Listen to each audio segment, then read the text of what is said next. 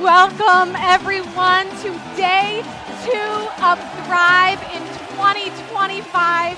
I am Renee Marino, and I get to be your host for these 3 amazing days. I'm so excited to welcome you back because if you loved day 1, you are going to be blown away by where we take you today. And if you're just joining us today for the first time, welcome. You too are in the right place. Now, you may have noticed the high energy we bring to everything we do. There's a reason for this.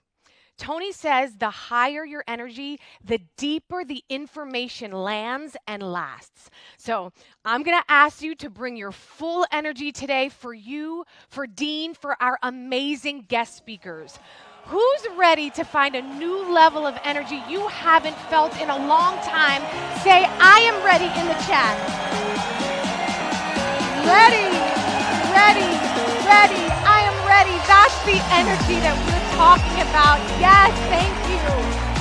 These 3 days are all about learning how to build, launch, and scale a business you love that has impact in your world and the world. And there has never been a better time to do exactly that. So if you started the day yesterday wondering, is this possible for me? Chances are you're starting to feel that shift. And I know from the Facebook group, so many of you are already seeing a new vision for thriving in 2025. You're thinking, I can actually see myself doing this, right? Seeing your comments took me back to my day 2. It was 5 years ago, and I had taken so many notes, and I was on fire thinking, I can do this. This is possible for me. I can go from everyone else calling the shots to me being in control of my future, where I work, when I work, and how much money I get to make. Okay, everyone, get ready. I brought this just for you. Here is my actual notebook from 5 years ago. I traveled this just so I could show you. It's proof that the ideas in here and the decisions you make today will determine who you'll be tomorrow. So get your notebooks ready because we're going to bring Dean up here in a moment, and he's going to show us how to make this real for ourselves. And not for nothing, okay? Today you'll also be learning from Jay Shetty and his wife Roddy and Mr. Matthew McConaughey. Oh yeah, you're in for a treat. So let's become distraction-proof. Close out all those other tabs on your computer. Nothing's more important than this very moment. So make a commitment to not miss 1 minute because to miss a little is to miss a lot. This day is going to rock your socks. So let's all take a breath in together right now. And know that any feeling of nervousness is just excitement with a different label, because you are being introduced to new opportunities for your life. Trust you have the right people to guide you on your path, and they are right here today. So let's bring that high magnetic energy and help me welcome back to the stage, Dean Graziosi.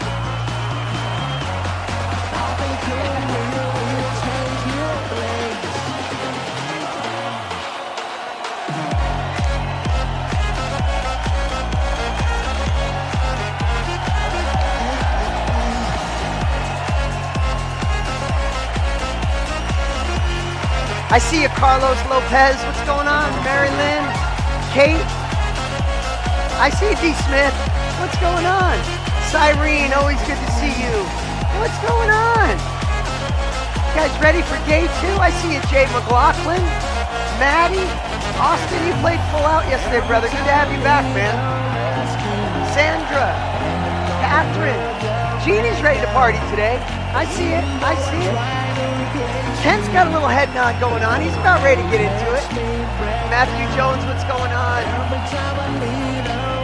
I see it, Teresa.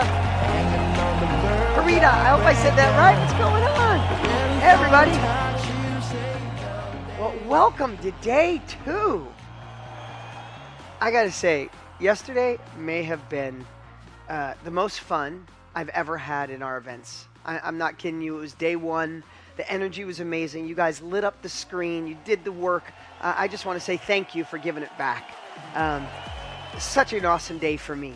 And I stayed up way too late. I don't know if anybody else did, reading all the posts and watching the videos in the Facebook group. It was incredible. And I really want to take a moment and acknowledge you. I saw some of you took uncomfortable action for the first time. You wrote something in any other world you might be embarrassed to write. You did it. And besides that, the amazing future products that I saw, there's about 50 of them I saw last night that I'll buy as soon as you're ready. Because once you understand the fastest way to get from where you are to where you want to be is to find somebody who's already done it, then you realize, I mean, some of you, this might be new to you, but you'll never be the same when you realize you can buy or share specialized knowledge, right? And remember, today we're going to be rewarding some of you who took that action. So later on, after Matthew McConaughey, an amazing day we have set up for you. We're going to give away VIP tickets to some upcoming Tony and Dean events as our way of saying thank you for taking action. So make sure. Yeah, I see you, Sandra. I know, I see you. We got some fun stuff coming up. Also, just before we get into this amazing day we have planned, we got a lot planned. So just like yesterday, we're going to go fast. But I was thinking last night how truly blessed I am that I found this industry. This is what I do for a living. To be here with you all, and you all have the opportunity for this. Most all of you said yesterday you would choose impact over income, but the truth is we can have the opportunity to do both. And we can all have the opportunity to do both. We can have purpose and passion, impact and income. I'm not saying some magical money machine, but a real opportunity to create a life that you desire in an industry that truly fulfills your soul. And I don't think there's any better example. Tony was sharing yesterday about how his dad, right, when they didn't have Thanksgiving and there was no food, right, it triggered his dad to go one direction. It triggered him to go in another, meaning people are good and we could give back. And I know I shared this last night, but we passed 1 million meals that we're going to be donating in your name for those of you who chose the VIP upgrade. We're taking your dollar. Yeah, give it up for that. We're taking your dollar, we're matching the dollar, and it'll be over 1 million meals. And it just proves that we can do both. We can do well for ourselves while we do good for others. Who's ready to do well for ourselves so we can do good for others, right? Put our oxygen mask on so we can take care of the people we love. And as Renee said, I hope you're starting to see how this all can fit into your life. You may have showed up yesterday going, I'm not sure. Maybe that investigator kind of just checking it out, but you're back. And I want you to remember 3 quick things I shared yesterday. 1, if you're in the right industry that's growing, combined with modeling proven practices. Who's already done what you want to do? That's why you're here. Tony and I have done this in such a huge scale for so many years. But the last one is the most important. Because if you're in the right industry, if you have the right plan, guidance, and tools to get there, then the last thing is you have to persist until you succeed.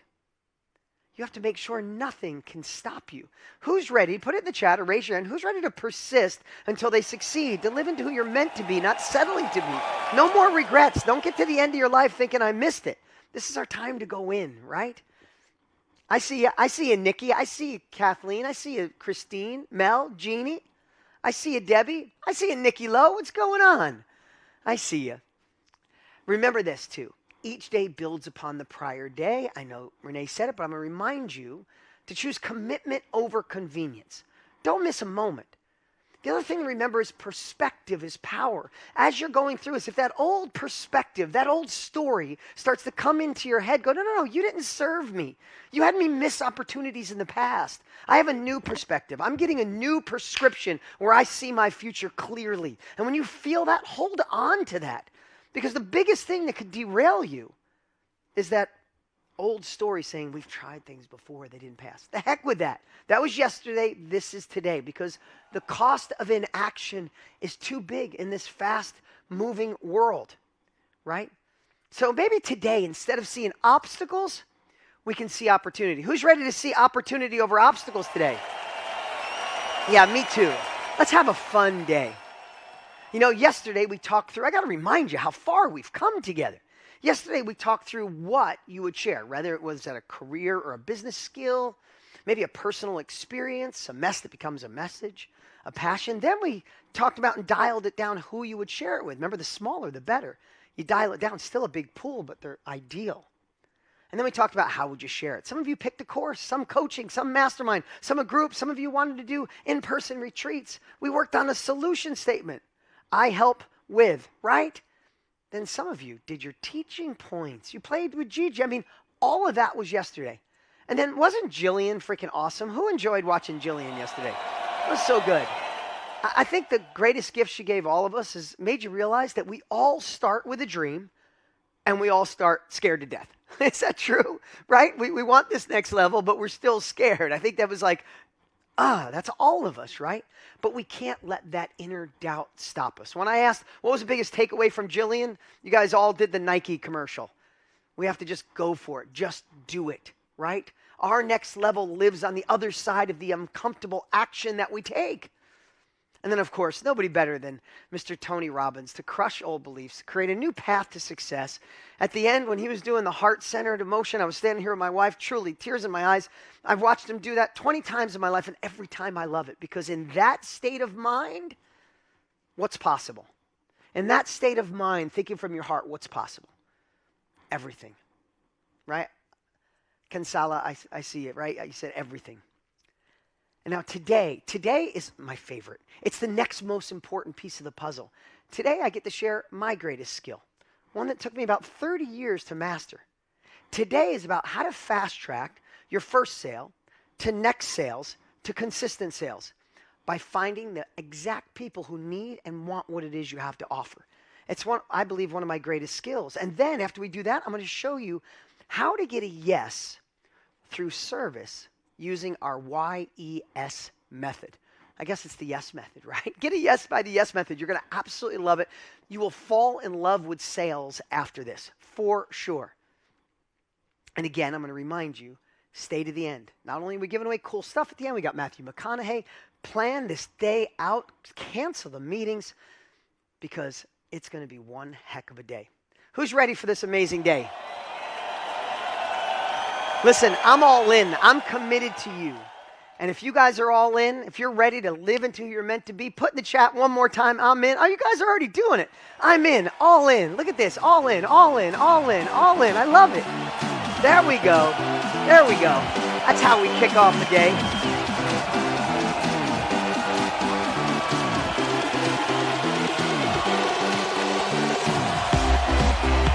All right, all right. Okay.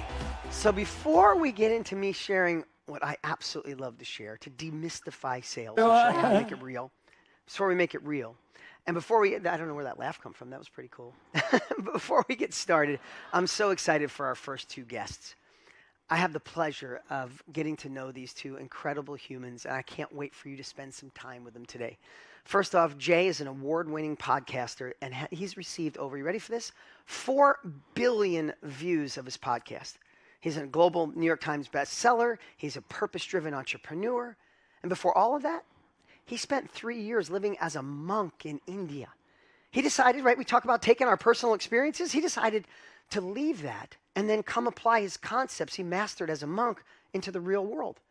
Jay's become a real friend, and he told me it was his vision to make purpose and ancient wisdom not only relatable, but also practical, right? Life experience, share it with others, turn it into a business. But when he returned, his sister introduced him to Roddy Devlukia, who's now his amazing wife. Through her own passion of encouraging people to better understand themselves, their environment, and what they put on their body, what they put in their body, combined with her background as a nutritionist, she did the same thing. She took her life experience and she shares everything she knows on how to live a conscious life. They both have shared a mission to spread love, purpose, and positive transformation globally. So can we please give it up for Jay Shetty and Roddy Devlukia Shetty.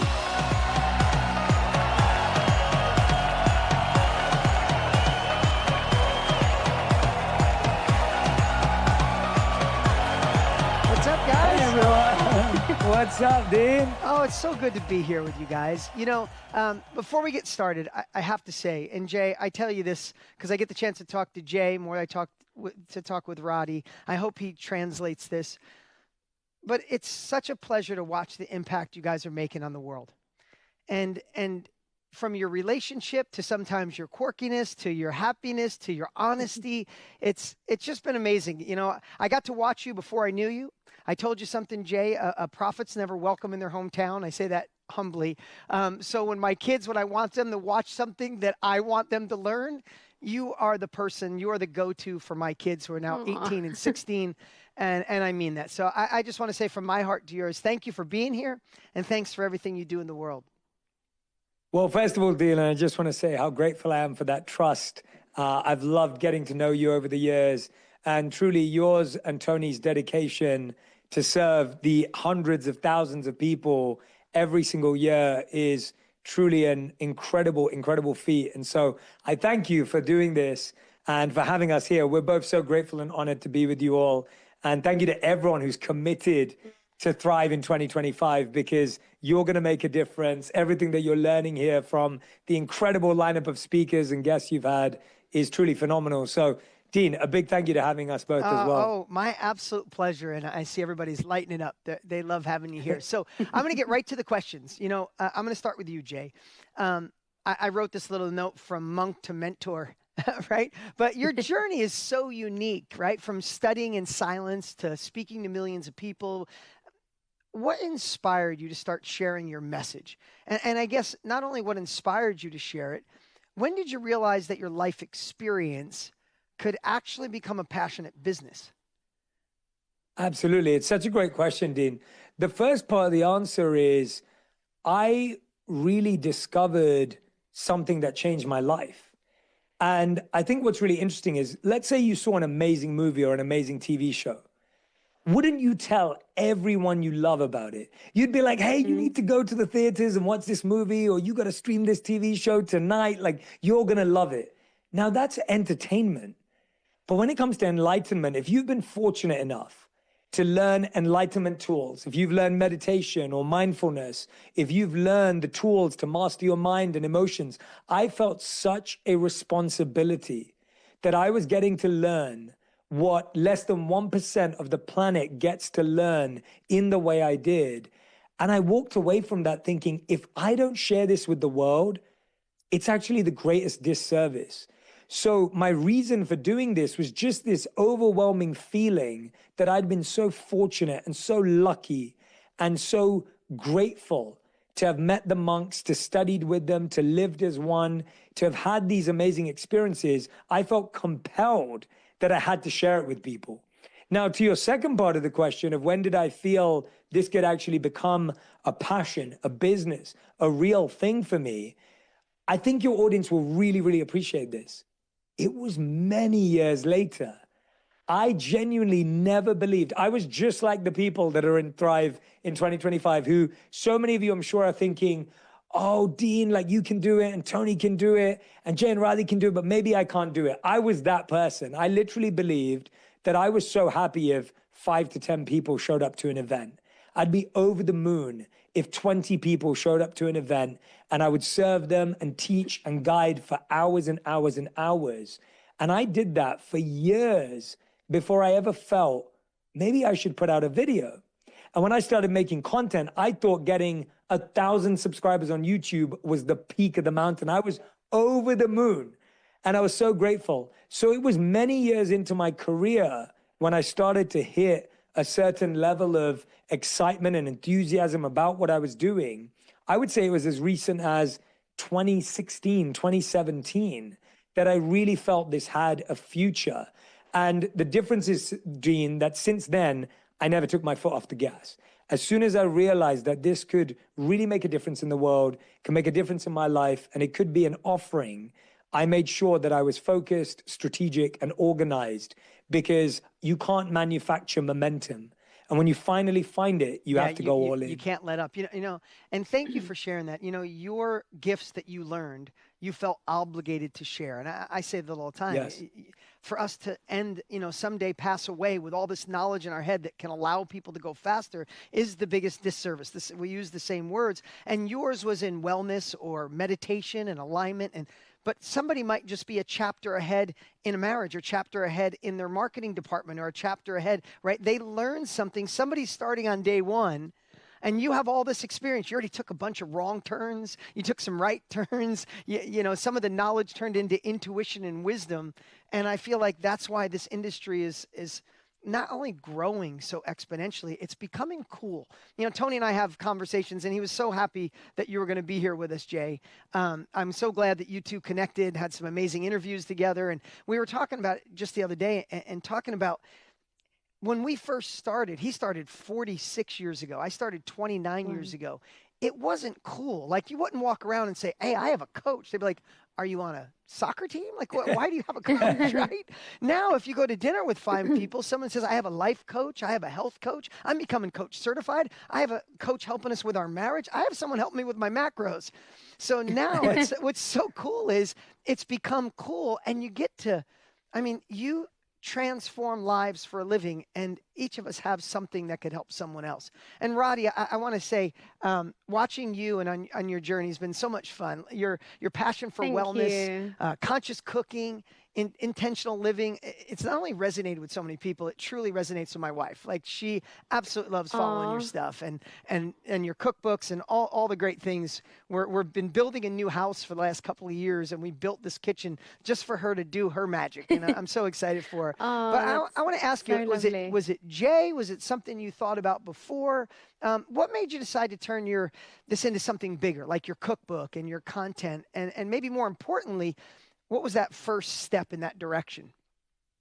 Yeah, thank you so much for your sweet words. That's so kind of you. And honestly, from the day that I met you, you always had the best energy, I just have to say. And you were always so encouraging and so kind. Even when I remember, I think I met you when I was studying back in the day. And so I really appreciate all your encouragement over the years. How did I decide to turn what I was doing into this? Honestly, I remember being the person, and I was studying, as I mentioned, when I met you, who just wanted to consistently be a student. I never felt like I knew enough. I was like, okay, but I have to do another course, and then I have to like learn this, and wait, no, I can't become an Ayurvedic something because I still need to do another 3 courses before I feel qualified. And I think I really struggled throughout my life with feeling qualified to become something, or to share as something, or to even say I'm a nutritionist when I'd done 2 degrees. Like, I always felt underqualified.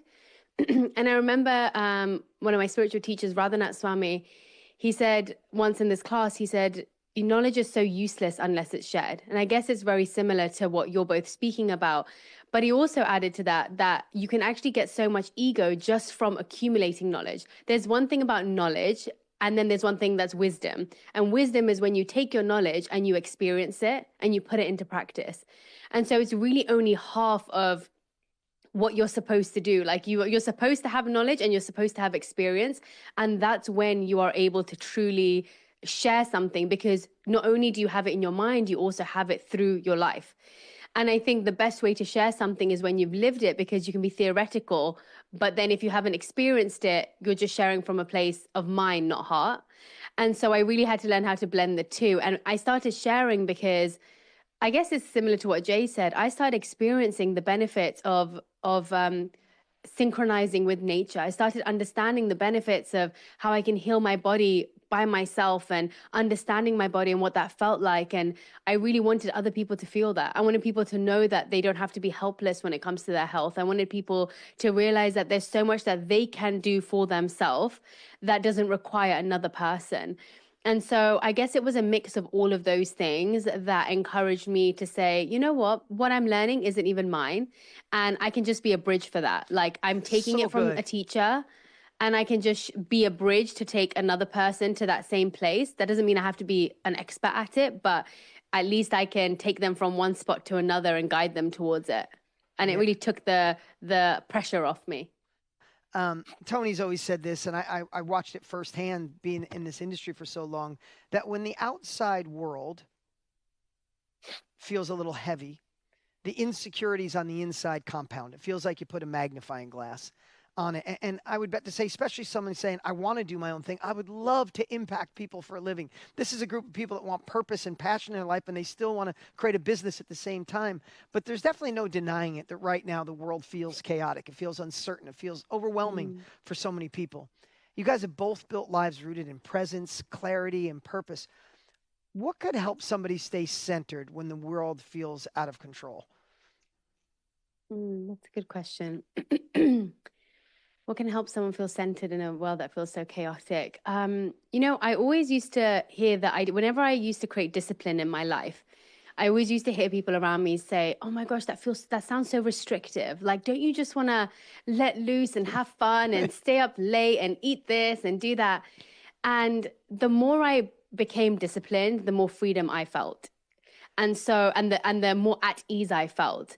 And I think sometimes when things feel chaotic on the outside, creating regulation in your life can help so much. So for So me, true. I mean, and I can speak from experience, like if I don't have my wake up time at the same time, my meditation in the morning, my workouts at the same time, knowing what I'm eating and when I'm eating it. It can be as simple as like having the same meal times every single day. Well, because you're Not everything has to controlling be the control. You're controlling the things that you can control. There are some things out of your Yes. control, right? And trying to Yes, control something you're exactly. not in charge of, that might be the craziest thing ever, right?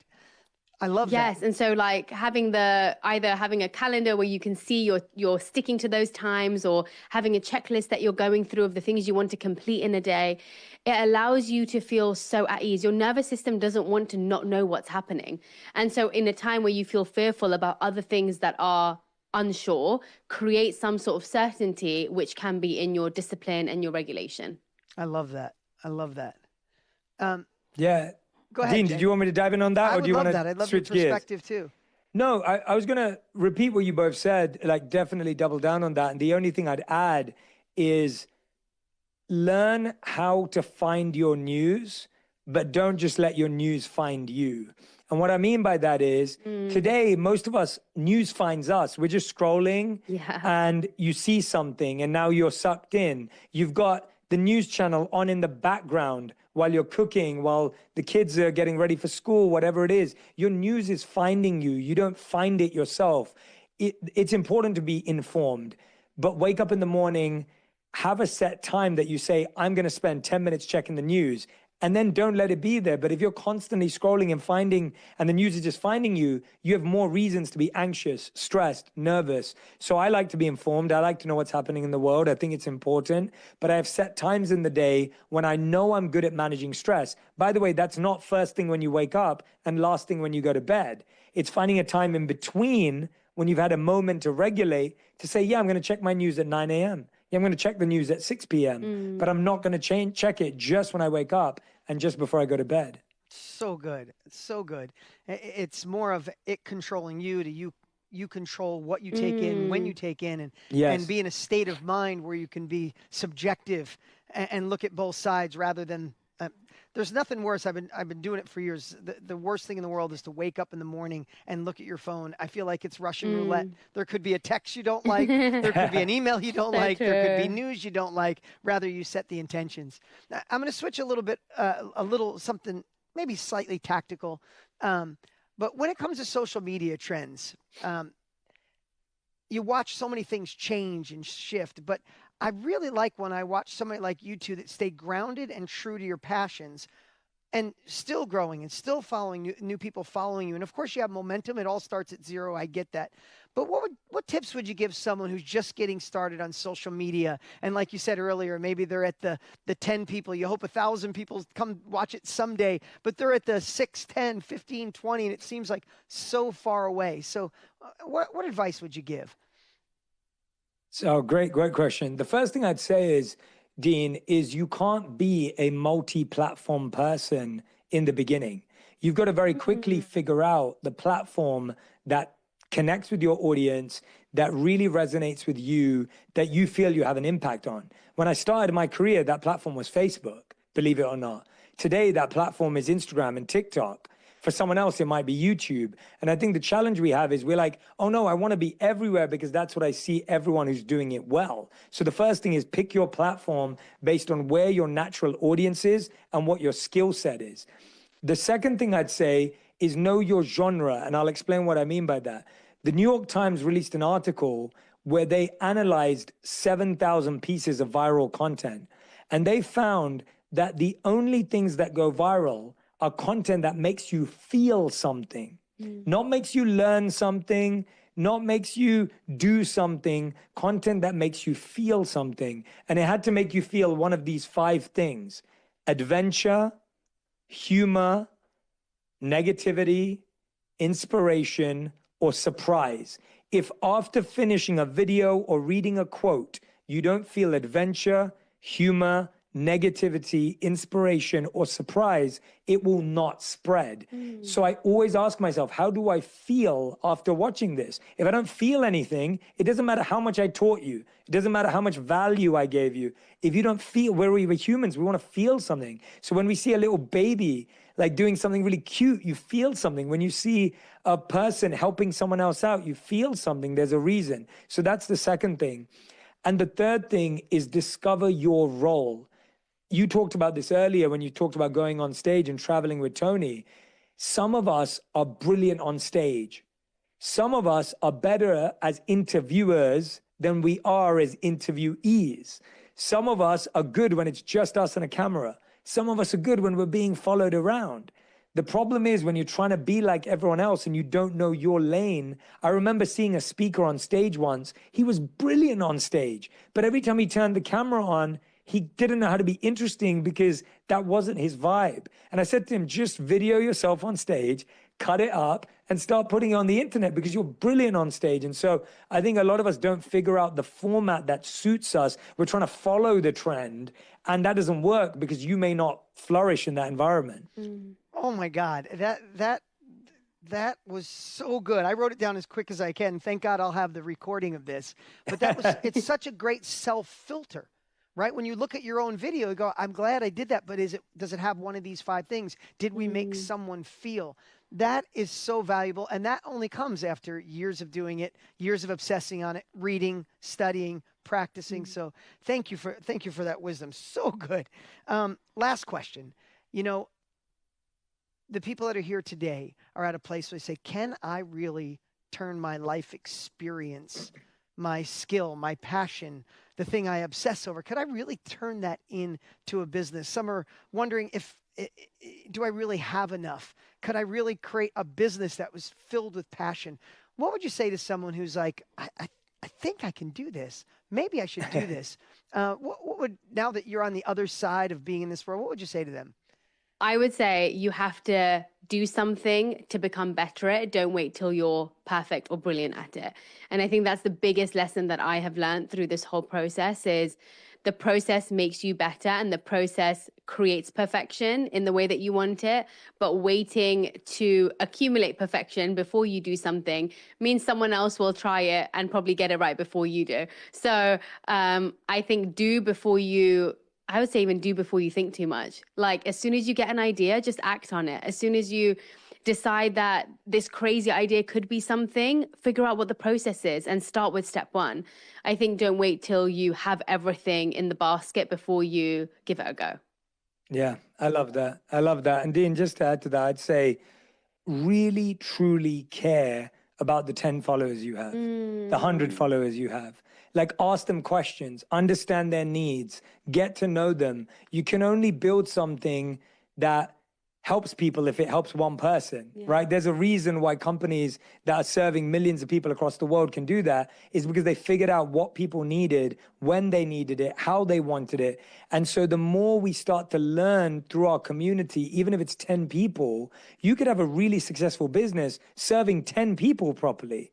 Right? I think we often feel like building something means I've got to have millions of followers. I've got to have millions of views. And it's like, that's great if it comes. But you can have an amazing business serving 10, 20, 30 customers, maybe serving 50 customers. And so I think you can actually have a successful business starting much smaller than you believe. And your passion truly can be a business if you're willing to get to know people, if you're willing to care, if you're willing to research and sit with them and understand their challenges, their stresses, and their pains. All I can say is thank you. I hope all of you at home have been taking notes like crazy. Jay, Roddy, thank you for coming by. Thank you for coming by and inspiring and sharing.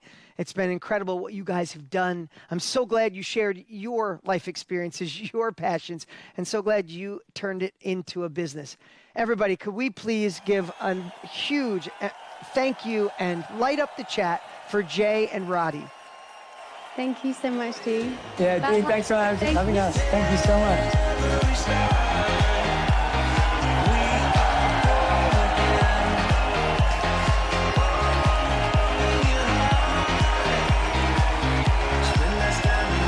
I see you, Astrid.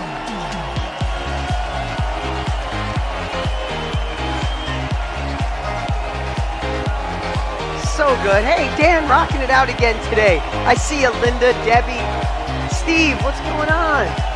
Jenny's rocking it out. I see you, Joy. What's happening? I love those two. Light up the chat so they know. How cool. Couple, things that really stand out. What if they never shared their gifts, right? Think about it. A monk and somebody who's a nutritionist, that's not the path that they thought. They just found something that called to them. Like, I don't think anybody starts and says, someday I'm going to be in this business. I think you're called. You're pulled to this industry. Who's feeling a calling or a pull to this industry when you watch what's possible, right? And I was thinking about it. What if they never shared those gifts? But then I was thinking, what if you never share yours? There's people waiting right now for you to share your experience. And maybe they can't hear it from anybody but you. When you start thinking through that lens, it starts to feel like an obligation to share what you know to help people go faster, doesn't it? A fun obligation, right? A couple of things. I love what Roddy said. Just do it. Don't wait for perfection, because the perfection comes when you're already in. She said, almost do and act before you think. Isn't that really similar to what Jillian said yesterday? Just do, move. Like, I think we're all waiting for the epiphany. Like, oh, it's perfect now. I see a Gio with your little daughter there. You might be thinking, oh, when the kids are a perfect age and the time is a perfect right and the sun's setting perfectly, right? That's like having kids. If you waited till everything was perfect to have kids, none of us would have them, right? And when you realize once you have them, the time you did was perfect. I love that saying, and it's worn out, but I say it all the time. When's the best time to plant a tree? Probably like 5 years ago. When's the second best time to plant a tree? Today.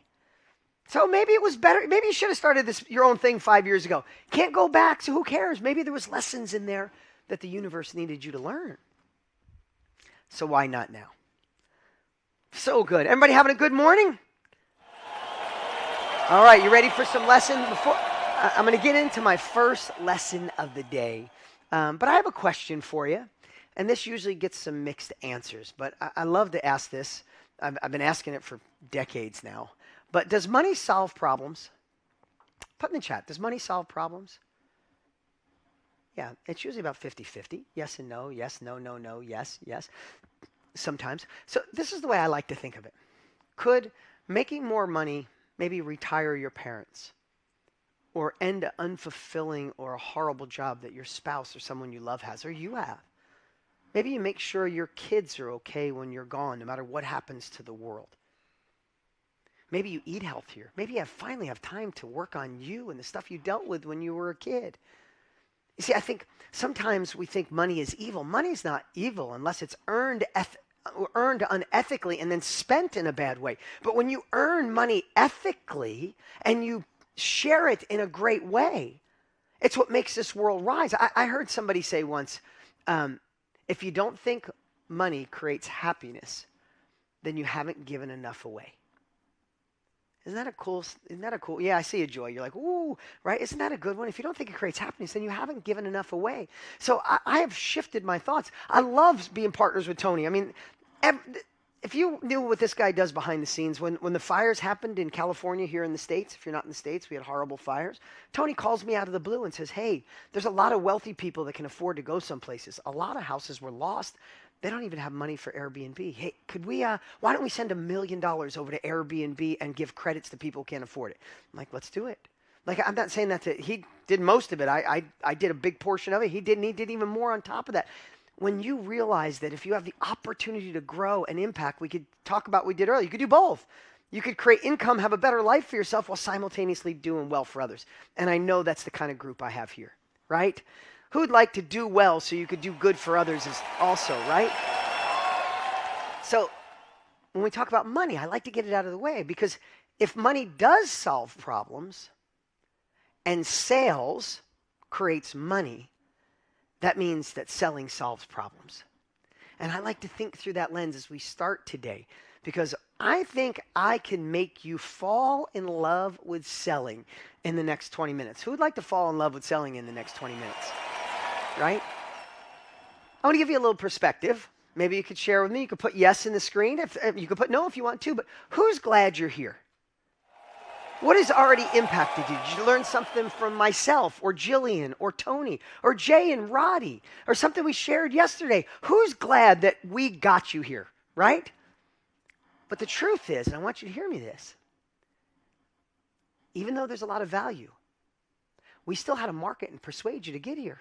You guys saw an ad, you got an email, somebody suggested you come here, we posted on social. So even though it excites us for you to be here, because we know an event like this could change your life forever. I told you I can read your future for the people who go all in. You could be one step ahead, not two steps behind. As much as we love this, did we still have to persuade you to come? Yes or no? Right? And I'm glad we did, because if we didn't, what if you missed this? That would have been a way bigger disservice if we didn't go find you and get you to attend. I love what we do here. So therefore, I love marketing and I love sales, because I can get you to say yes to a bigger future. Who'd like to have that commitment? So you know what you're doing changes lives, that you feel bad if you don't get a yes, right? All right, let's get to lesson number 1. You guys ready to do some work? Okay, how to fast track your first sale, next sale, and then consistent sales, right? So depending where you are right now, it really doesn't matter on this journey. It could be brand new, part-time, you're in this business, you're ready to scale. We're all on the same journey. So this should bring all of us together.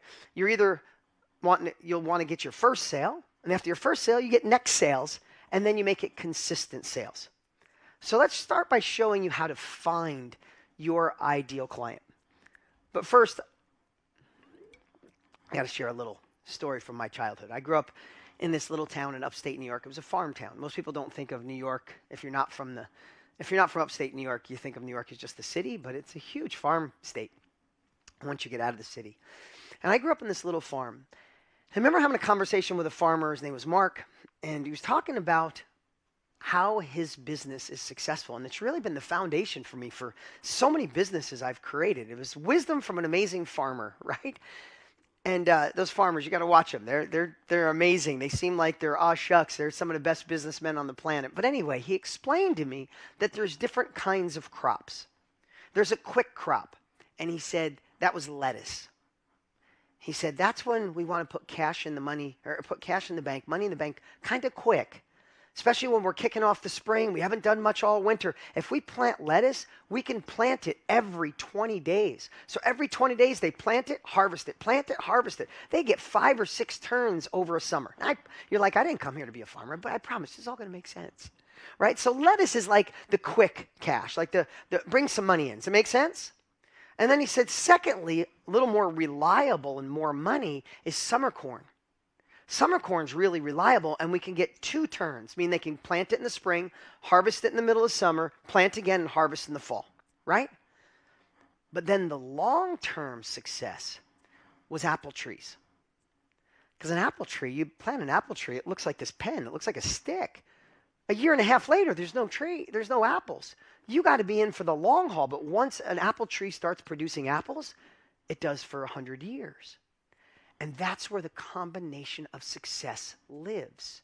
And some of the things, the reason I wanted to share that, because we get confused sometimes thinking something is lettuce, but it's actually an apple tree, right? If we planted an apple tree on Monday, 20 days later, if we're used to lettuce and we look out and say, not one apple on those trees, somebody go mow them down. They're broken. They're useless. Some of us approach social media that way. I posted a video 2 weeks ago. I am not viral. I am never doing this again, right? It's not lettuce, it's an apple tree. I see you, Denise, laughing, right? But I wanted to share that analogy because it will really help with this first lesson. So let's talk about the different ways to find your ideal client, right? So yesterday we talked about what you were going to share, who you were going to share it with, how you could deliver it, what are some of the teaching topics you could teach, how Gigi could help you with all of it. Now we got to go find the people that want it. So let's go over the whiteboard. Again, I did a lot of whiteboard stuff this year. I hope it's landing for you guys. But if you think about a marketplace, okay, that's your first one. A marketplace, and they are growing. In fact, we'll talk about ours here in a little bit. But a marketplace to me is like lettuce, right? Think of Amazon for books, right? Or say Etsy for a product. There's already books there, there's already product there, and people are going to that site looking for things, true? So these are marketplaces online where you could sell your course, your coaching product, your mastermind, your group, etc., because people are already going there looking for it. And again, I'll give you some examples of this later on. But people already go there because they want a knowledge product, right? And let me give you an example. This is a prime example. This is Jessica. She's one of our students. She suffered from camera phobia. She had anxiety and panic around cameras. Isn't it cool? Sometimes you go through a mess, it becomes your message. Well, after years of practicing, getting herself over her own fears, she got so good at it that she started teaching others how to be better on video. She launched her course and got her first sale on the mastermind marketplace. We'll talk about that more in a moment, in record time. Now she's up to 775 sales because she got in front of a marketplace where people are already going there looking, and I truly believe this is getting more and more popular. In fact, we have a quick little clip from Jessica that she just sent in. I thought it'd be cool to play it. It was August 4th, 2022, just a random day. And I woke up and I got an email. Purchase performed. I made a sale. Now, I had launched my course about a month prior on July 5th. And so I was waiting for this moment, and I didn't expect this feeling, which was, well, first, I was very excited, right? But it all clicked because I had made money overnight to somebody in a different country. And I was like, wait, I mean, I can make money while I'm sleeping, and my storefront is worldwide. After years of being an entertainment reporter and having to show up to get paid, I could produce one thing and get paid on it repeatedly. This was an incredible idea. Well, she's obviously good on camera now. Jessica, thank you. I know you're watching today. Isn't that an amazing story? And again, I'm not saying you put your site on a marketplace and then your keyboard becomes a cash machine. You got to go through the process. But when she did, and she put it on a marketplace where people are already going, the sales started. So that's why we called it lettuce. Okay, next. Does that make sense? Marketplaces. We'll talk more about them in a little bit and where to find them. The next one is your warm network. I said this yesterday, but when you love something, do you love to share it? You guys ever have a great meal? You ever share raise your hand if you share a great meal or a restaurant with a friend. Or raise your hand if it would be a book or a movie. Oh my God, you got to see this movie. Makes you laugh, makes you cry. Do you share it? Well, when you fall in love with your product, is it hard to talk about or easy to talk about? Right? Isn't it easy? You can't shut up about it. But it's not as complicated as you think to tap into your warm network, because it's not just who you know, it's also who they know. See, now that you have your solution statement, it's easier than you could ever imagine to utilize your warm network and their friends. It's incredibly simple. Pick someone you think could benefit from what you have to offer. They most likely know others who could benefit from the same thing, and then send them an email or a text or FaceTime message, right? In fact, here, I'd like you to hold on, let's do this. Bring this up if you could. This is a message that I wrote, and we got this from one of our students. I'm going to share here in a minute, right? So think about this, and this was a student of ours that sent this exact message. Hey, Emily, I hope you're doing amazing. I'm excited to see you next week at our son's swim meet. I'm reaching out because I'm not sure if you heard, but I recently started a new venture. Now, this was not a guy. This was one of our ladies who has a business helping others through menopause. She said, I help women over 50 navigate menopause with more ease while avoiding the common struggles and setbacks that can come with it. And I was just curious. Would you happen to know of anyone who's over 50, who's dealing with menopause, and might be looking for a simple, helpful way to do this? Now, who could see themselves sending out a message like that? Right? Something you're really passionate about, right? And let me just say, put in the chat Put in the chat where you think you could find somebody to do that, right? Is it friends and family? Could it be colleagues or an alumni group?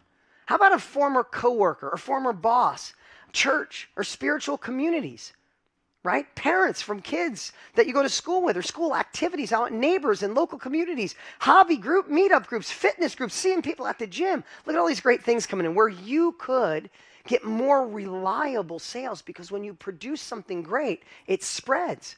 Somebody gets results, they go, oh my God, dealing with Dan changes everything. Dealing with Gia or Fernandez or Bruce or Steven or Gilbert. Oh my God, I got their thing and it shifts. Look at this. Social media, church, friends and family, my ladies group, right? The importance of networking, friends of the community and neighbors, groups and Saturday breakfasts. So when people talk about, listen, I can't wait for you to scale. I can't wait for you to be doing thousands of sales all over the world on a regular basis. But when you start getting momentum, when you start making sales, everything changes. Now, that letter, I just wrote it. We just, had it quick. We took one of our students. But you could write that same simple thing. Take Nate, for example. If you can pull this up. Nate got laid off during COVID. He was in sales. He said, what am I going to do? I'm home. He decided to create a coaching program to help other sales managers. Didn't know where to start because he wasn't an influencer. He said no one knew his name. So he reached out to a business owner. Well, he reached out to a lot of them. And finally got one person to give him a recommendation. In fact, he sent us a quick video as well. I think this is great. You're going to love this. Watch Nate. So back in March of 2020, it was actually on my birthday, March 26th, I got laid off from my job. And we had just found out a couple days before that my wife was pregnant for the first time since we had gone through a really tough miscarriage a few years before. And I didn't want to add any additional stress. I didn't want to add any additional pressure. So I did the only thing I knew how to do. I reached out to my warm network. And so here's the cool thing. You may be thinking that in order to thrive, you have to have everything. You have to have the camera, you have to have the mic, you have to have the studio, all the great stuff, all the great ideas. But we started literally with a craft piece of paper. And this piece of paper right here, I actually keep in my gym as a reminder that you can start small, that you can start simple, that it doesn't need to be complex. Because this craft piece of paper here is literally a list of actions that I was going to do every single day based off of what I was learning from Dean and Tony. And that warm network I mentioned is right here. I had a bigger list, but these were the top 10, the top 5, 6, 7, however many it is there, that I was going to reach out to. And you can see this second one on the list actually has an X on it because that was the person who said yes. That was that first person that when I reached out and I said, this is the type of person I'm looking to help, this is the type of outcome I'm looking to get them. Do you know anybody that would be interested? He said yes. And he connected me with his VP, and that person put me in front of their sales team, and I trained the very first team that I trained on my own. Now that team introduced me to more people, and those people introduced me to more people, and that one warm network that I started with turned into a 6-figure business. Is that amazing or what? I watch that. It makes the hair stand up on my arms. And sometimes you have to have your back against the wall to do it. But what I'd say is I'd like to shake you and go, you don't have to have your back against the wall to live into who you're meant to be, right? I've had the chance to get to know Nate, and he's just such an awesome human. I love his little daughter. His wife is amazing. It's incredible that these are strangers that were on a screen just like this, and someday they end up either at the office or you see them at an event. So do you see how between having a marketplace, especially a good marketplace where people are already going, and then tapping into the warm network? Raise your hand if tapping into your warm network isn't scary at all anymore, right? You listed all the places. So what I'd say is before we go on to this third one, I would write down the first place that you are going to, or the first person or the first place you're going to reach out to once your product is ready. Okay? You should write that down. Now the third one, right? We talked about consistent sales, right? If we go from kind of lettuce and summer corn I like to think of this as apple trees. Even though it can happen quick, it builds year after year. You might get a couple apples right away, but an apple tree grows and gets bigger. Believe me, I like talking about apple trees because they were everywhere where I grew up, right? As a kid, I used to just sit in apple trees and eat them so much until my stomach hurt, right? But what's good about social media is that you got 1 million eyeballs and people are already going there. What's bad about it is most people don't know how to attract the person that could learn from you. That's just the only problem. The eyeballs are there. The connections are there. Billions of people around the world, they're there. So I want to give you a little training here. Let's do a little work. It's called 3 Eyes. 3 Eyes. You ready? First, once you know your solution statement, once you narrow down your dot, we call it your niche, right? The person that lives in that dot from yesterday, when we narrow it down, that's what we call your ideal client. That's the person most likely to go, heck, I need this, right? We talk about menopause before. It's not just women. It's not just women going through menopause. It's women going through menopause that want to heal it naturally and want to work on things naturally, right? We talk about all the different ways, right? Nate, he wasn't just looking for salespeople. He was looking for sales managers who wanted him to come in and coach their team, right? So we narrow it down. But then what happens sometimes when we go on social media, we have too many messages. The first I is intrigue them. Intrigue. If we want to attract people that could eventually want our product, then we have to intrigue them in that area. Sometimes people go on social and one day it's a picture of food, one day a picture of a family, one day a picture of your kids, one day it's date night, one day it's travel, it's this. It's so spread out that it's not specific enough. You can alter a little, but if you have an area that you know you can help people in, then say and share things intriguing. Share how to make the first sale, how to feel healthier, how to quit smoking, how to speak the language, how to do the thing, how to be better at hair, how to start the accounting business, how to find purpose again after children, right? If you start intriguing them, then people start going, oh, I like this. And I do what Jay Shetty shared. You heard what Jay shared? Pick one. Pick one outlet. Facebook, Instagram, TikTok, just pick one for now. And you're going to create that intriguing message. And if you start, remember it's apple trees. It's not coming in quick. It might take a little while. But when you start putting out intriguing information, I promise people are going to find you, and then they're going to tell their friends, who tell their friends, and it's going to start to grow. And then people are going to say, hey, that was awesome. So the next I, once they say that was awesome, the next I is interact with them. It's interact. You intrigued them with something you shared. They said it was cool. Now say, oh, glad you liked it. How come this landed with you? What are you going through? What are your goals? So now you intrigue them, you interact with them. And the third thing is you invite them. Invite them. You invite them to check out your course, to check out your coaching program, to go look at your YouTube channel, your Facebook. If you intrigue, interact, then the third I is to say, come, go, call to action, invite them. Does that make sense? So if you've ever tried on social media and it hasn't worked, I would bet to say you just weren't focused enough, right? You were trying a lot of things and maybe you did a couple. It's like you planted a couple apple trees here and a couple there and they didn't produce fruit, so you just mowed them down, right? Find some consistency. And here's the cool part. The next evolution of consistent sales. See, here's what I love about this. All 3 of these would cost you 0 money to acquire that client. It's before you spend $1 in advertising. That's the strategy. And I know some of you are already in this game. That means you got to polish the diamond here. But this is how you guys can get proof of concept and start having sales coming in without spending $1. But eventually, this social media triple I formula will produce certain videos that get more traction, they get more likes, they get more interaction. True? Anybody have a post, even if you got 10 followers, one that gets more than anything else? Right? Do we all have that? And do we all have social media? Raise your hand if you have social media. I want to see if you're awake today. Is anybody not raising their hand? Right? We all have social media, right? Well, just think about this. As you're posting within your niche, eventually some are going to get more traction. Guess what they become eventually? They become your ads. If you're going to spend money, you spend the money on the ones that get the most traction. Does that make sense?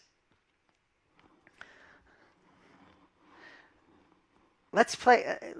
Pull this slide up.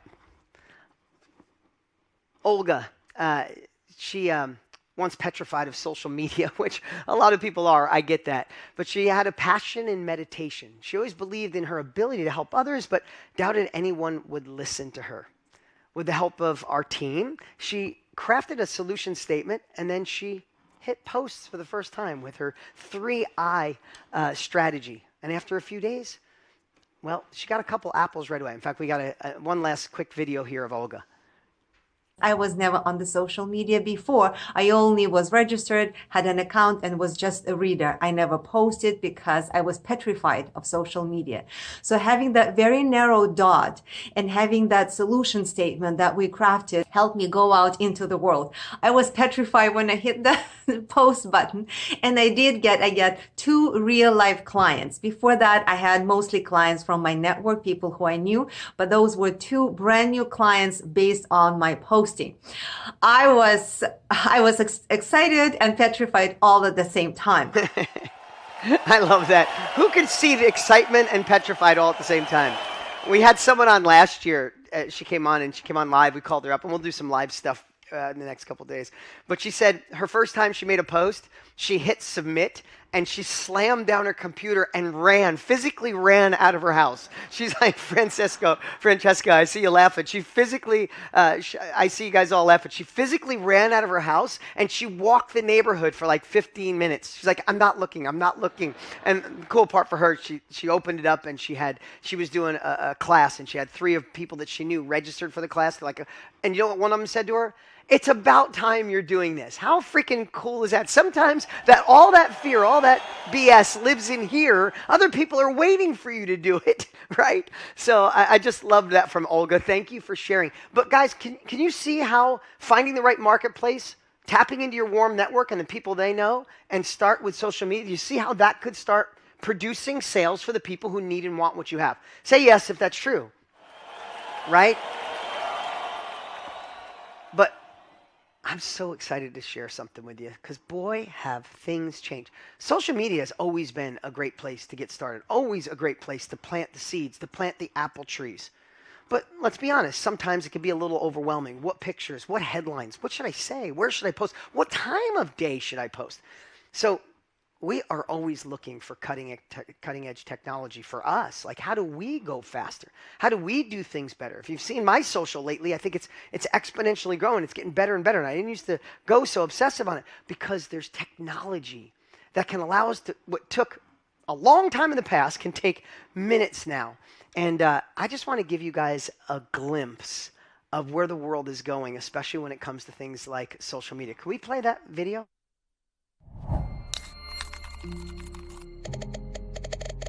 Most people don't fail at social media because they don't have great ideas. They fail because they don't have a plan, a process, or the time to execute it all.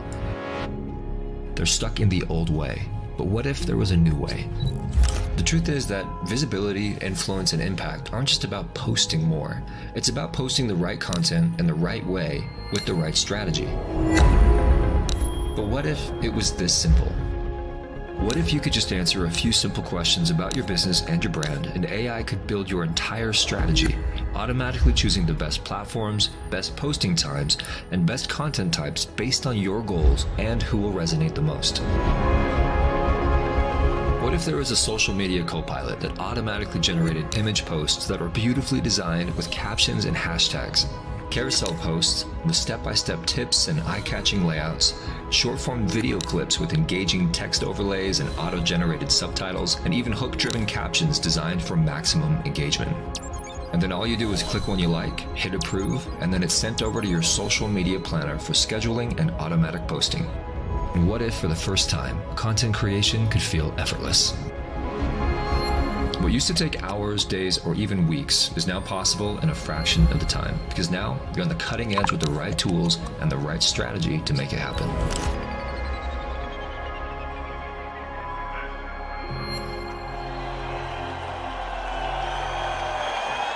Isn't that so freaking cool? That this is where we are. I mean, you gotta understand something. If this is new to you, Imagine something that you spent every day of your life, almost 30 years, geeking out on, which I have. Tony for 46 years, geeking out on this industry and how to make impact. And all of a sudden, there's these two new freaking tools that allow you to get more impact, to change more lives, get in front of more people, and cover those weaknesses. I mean, literally, what we're trying to help people do, and when you see that, and don't worry, I'm going to share with you later how you could be using that tonight. No stress. Don't go look for it. We did all the research.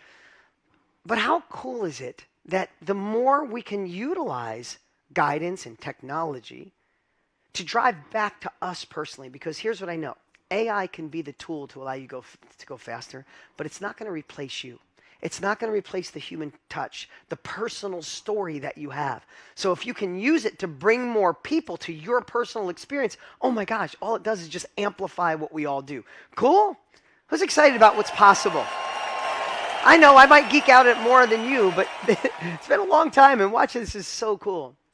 So now that you see where you can find your ideal client, your first sale, next sale, consistent sales, we talked about that on the board. Now it's time to understand how to get them to enthusiastically and ethically to say yes. And I broke this down into what I'm calling the YES method. So you guys ready for lesson number 2? Who's ready for lesson number 2? Raise your hand. Come on. I know it's learning.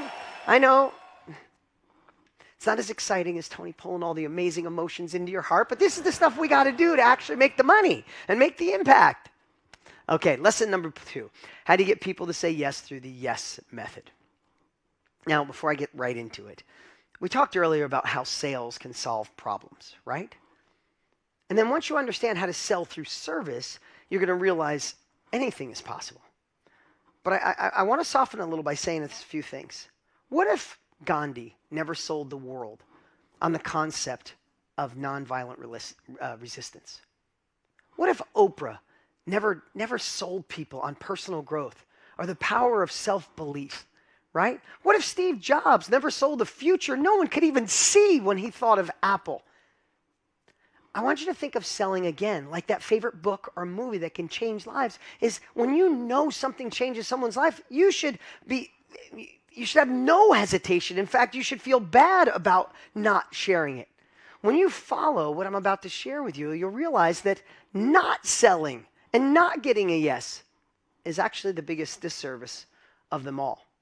And why would you hide your impact or your legacy? Right? You were put on this earth for more, right? Because if you don't share, if you don't market, if you don't take the strategies to get a yes, not only will life stay the same, but only 2 things can happen to your future ideal client. You see, if you don't share your message, your story, your skill, then maybe they do nothing and their life remains the same, or worse yet, they buy from someone who doesn't care. These are the things I think about. I know what Tony and I create is the best, so I'm doing you a disservice if I don't get you to this event, a disservice if you don't work with us, because either you do nothing, or maybe you buy somebody down the street and they don't care as much as us. When you realize selling is service, the byproduct will be a business that's impactful, a business that grows, and a business that gives you success. So let's dive into the yes message. So the first why, the yes method, I should say, the first why is your message matters. Number 1, I'll go through these fairly quick, but I want you to, when I laid these out, I want you to think about the difference between science and art. Okay? So follow me back over here. To me, this is the science. This is the delivery systems. This is where you find your ideal people. They're already hanging out here. They want what you have. They're already hanging out here. So that's the science. Does that make sense? Now I want to teach you the art. The art is the messaging. The art is the thing to get people to go, yes, I want to work with you. Karen, I want to work with you, right? So pull this slide up. The first one is enter conversations already in their mind. So what does this mean? Meet people where they are. They're already having conversations. If they're your ideal client, they're already talking about it. They already think about it. And you got to remember, you got to meet people in the area of what they want. We'll talk more about that in a moment. But you got to enter their conversation. Sometimes just have our own conversation. So what I'd say is go hang out where your ideal client is. I bet you there's a Facebook group, there's a community, there's a social media. There's something where your future clients hang out. See what they're saying so you can meet them where they are. Is that clear enough? I'm hoping that was clear enough. Makes sense. Thanks, Tanya. Number 2, this was a big one. This one literally changed my life. This is how you take away feeling like a salesman and feel like someone who can't wait to serve. Because people buy from you when they feel understood, not when they understand you. I want you to hear that. People buy from you when they feel understood. Have you ever watched a speaker or a presenter or maybe a podcast and you really were like, you watch what they said, and you're like, that's cool, they did cool stuff. But you didn't feel inspired, you didn't feel connected with them, you just were, good job, right? Attaboy. But did you ever watch another speaker or someone talking and you feel like they're reading your journal at night? They feel like they understand your pain, they understand what you're going through, right? Tony Robbins did that to me 30 years ago. He's watching, like, I know, thank you, you got me. Are you reading my journal at night? Like, is it online? There was no online, but you know what I'm saying. So you really need to let people feel understood. Again, you're going to meet them where they are. You're going to enter conversations in their mind and let them feel understood. Like, I got you. I know what it feels like to go through menopause. I know what it feels like to have trauma as a child. I know what it feels like after you give birth and you feel like your life isn't yours anymore. I know what it's like the first day on the job of wanting to sell and you don't know what to do first. I know what it's like to be an accountant and you want to start your own accounting business, but you don't know where to start first. I know. You let people go, oh, that's because people aren't buying your expertise. They're buying your experience. Make sense? I know we're going through this kind of quick. This is the art. And the last one, because your message matters. Sell them what they want, but make sure to also deliver what they need. Think about this. If you want somebody to start a business and they've never done it before, they need all the business plans, true? But do they also need a certain mindset to go from career to solo entrepreneur? Do you need a shift in mindset? I see you, Audrey, right? Raise your hand and say yes if you know you need a shift in mindset, right? If you want to go from not working out to working out 6 days a week, you could have the gym, you could have the strap, you could have all the stuff, but do you also need a different shift in your mindset to go from no working out to 6-7 days a week? True? But if you said to people, hey, I can help you in business by shifting your mindset. I can help you get in better shape by shifting your mindset. No, that's not what they want. They want to be in better shape. They want to start the business. Make sense? So sometimes we have to sell them what they want, but you still want to always deliver what they need to really empower them. I hope that one landed with you guys, right? Basically, you just want to give people what they want and what they need. Right? Your kids just want sweets, but they also need broccoli and really healthy food.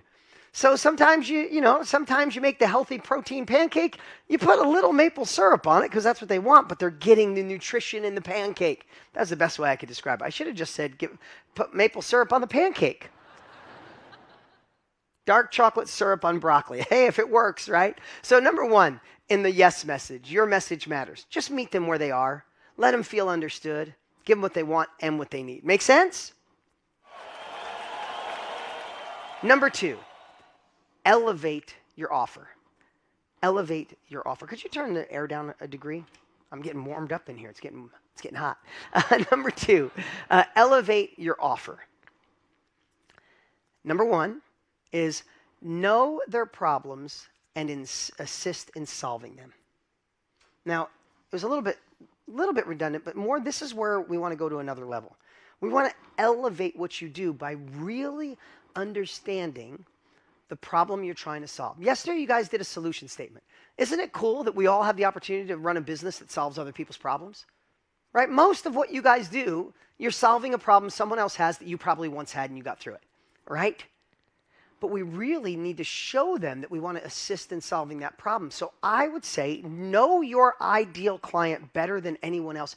Know what drives them nuts, what keeps them up at night, what are they worried about, and help them solve it. Can I give you a little secret? Usually it's just you of a few years ago or maybe a decade ago. A lot of times our ideal client is just us earlier on in life. Make sense? Okay, next one. If you know the problem that you solve for them, the next one is know their dreams and their goals and help fuel them. Right? Just think about yesterday, whatever your solution statement is. You can help solve that problem. But when some people get away from the problem, the next thing they want is their dreams and their goals. Just know them. Just know their dreams. Know their goals. Their dreams could be to play piano. It could be to cut hair better. It could be a million things. We had someone who ran a class on teaching people how to paint with wolves. Painting calm wolves and she had wolves lay next to people while they were painting. That ended up being her business. She knew their dreams were to be painters in a calm way. She found a cool way. Hey, her retreat sold out. I wouldn't go paint with wolves, but I give her so much credit, right? She knew the problems she was solving. She knew the dreams that they had. And then the last one is make it so irresistible that people feel silly saying no. And when I really boiled that down, when I wrote that one, I thought about it. What does that mean? And I think these are all the things I think through. And remember, you're not going to master this art with me just sharing. I want you to just give you some insight of what took me 30 years to figure out. What it really means is just create something you wish you had. Just create something you wish you had. When people say, should I add this? I don't know. Annie, would you have wanted it? Right? Barbara, would you have wanted it? Cassandra, would you have wanted it? Right? Teresa, would you have wanted it? That's the greatest gift for me. Don't just add. Put the things that you need, right? So step 2 is elevate it and make it irresistible. And then the third one is sell through service. Sell through service. Thank you, Nigel. Thank you, Tim. Thank you, Stina. Right? This one, it might sound a little too foo-foo, maybe too fluffy for some of you. But my life changed forever when I started feeling this way. To fall in love with your customer. Think about it. I hope you can feel my caring and the way I try to deliver with the best version of me. I hope you feel it with Tony. You feel it with Jay. You feel it with everyone. When you fall in love with your client, when you fall in love with your customer, you step up everything that you do. You don't become a salesperson. You just become someone that's passionate about what you do. Think if you were selling something to a stranger or selling somebody you loved, your mom, your sister, your brother, your cousin. You just do it in a different way. And if you're trying to sell your parents to stop smoking, you are enthusiastic, you're energetic, you're doing everything in your power to get them to stop something that could hurt them. Or if you want them to get in better shape and you're trying to sell them to do it, you do it differently when you're in love with them, don't you? Is that true? Do you act differently? Do you talk differently when you care? So why not put that cast of emotions and love on top of the people you want to serve? Because you will treat them better. And when you fall in love with your customer, then the next thing to do is fall in love with the product or service. If you notice, there's a pattern. I keep tearing the same thing because if you fall in love with it, you don't. It's not even like, oh, I need to talk about it. You can't shut up about something that you love. If you know it does the thing that people need, you're not going to have to think of a sales tactic, right, Tina? If you know that you can help somebody fall back in love or find intimacy in their relationship again, and you find people that lost their intimacy and they're about to break up a family and you can fix it, oh my God, you're like, hey, wait, like you're so excited. I got this. We can do this, right? It's not like, hey, let me figure out my sales pitch, right? So this is the secret that most people don't get. Most people are looking for the overcoming objections and how to sell hard. And all those things come in their own spot. But when you fall in love with your customer, fall in love with your product or service. And then lastly, fall in love with their outcomes and their results. Now, this is the last secret of it. Because if you fall in love with their outcomes and then the results they get, then it's a crucial loop back to all the things, how you talk about it in a marketplace and how you talk about it in a warm network and how you talk about it on social media, because you know if people actually do the thing that you did because of your experience, not always your expertise, just I was there, I'm over here, I went through the maze, you don't have to. Then when you fall in love with that and you see the results, that's the part I was telling Jillian yesterday, then you actually feel bad not selling them. You feel bad not selling them. Is it making sense?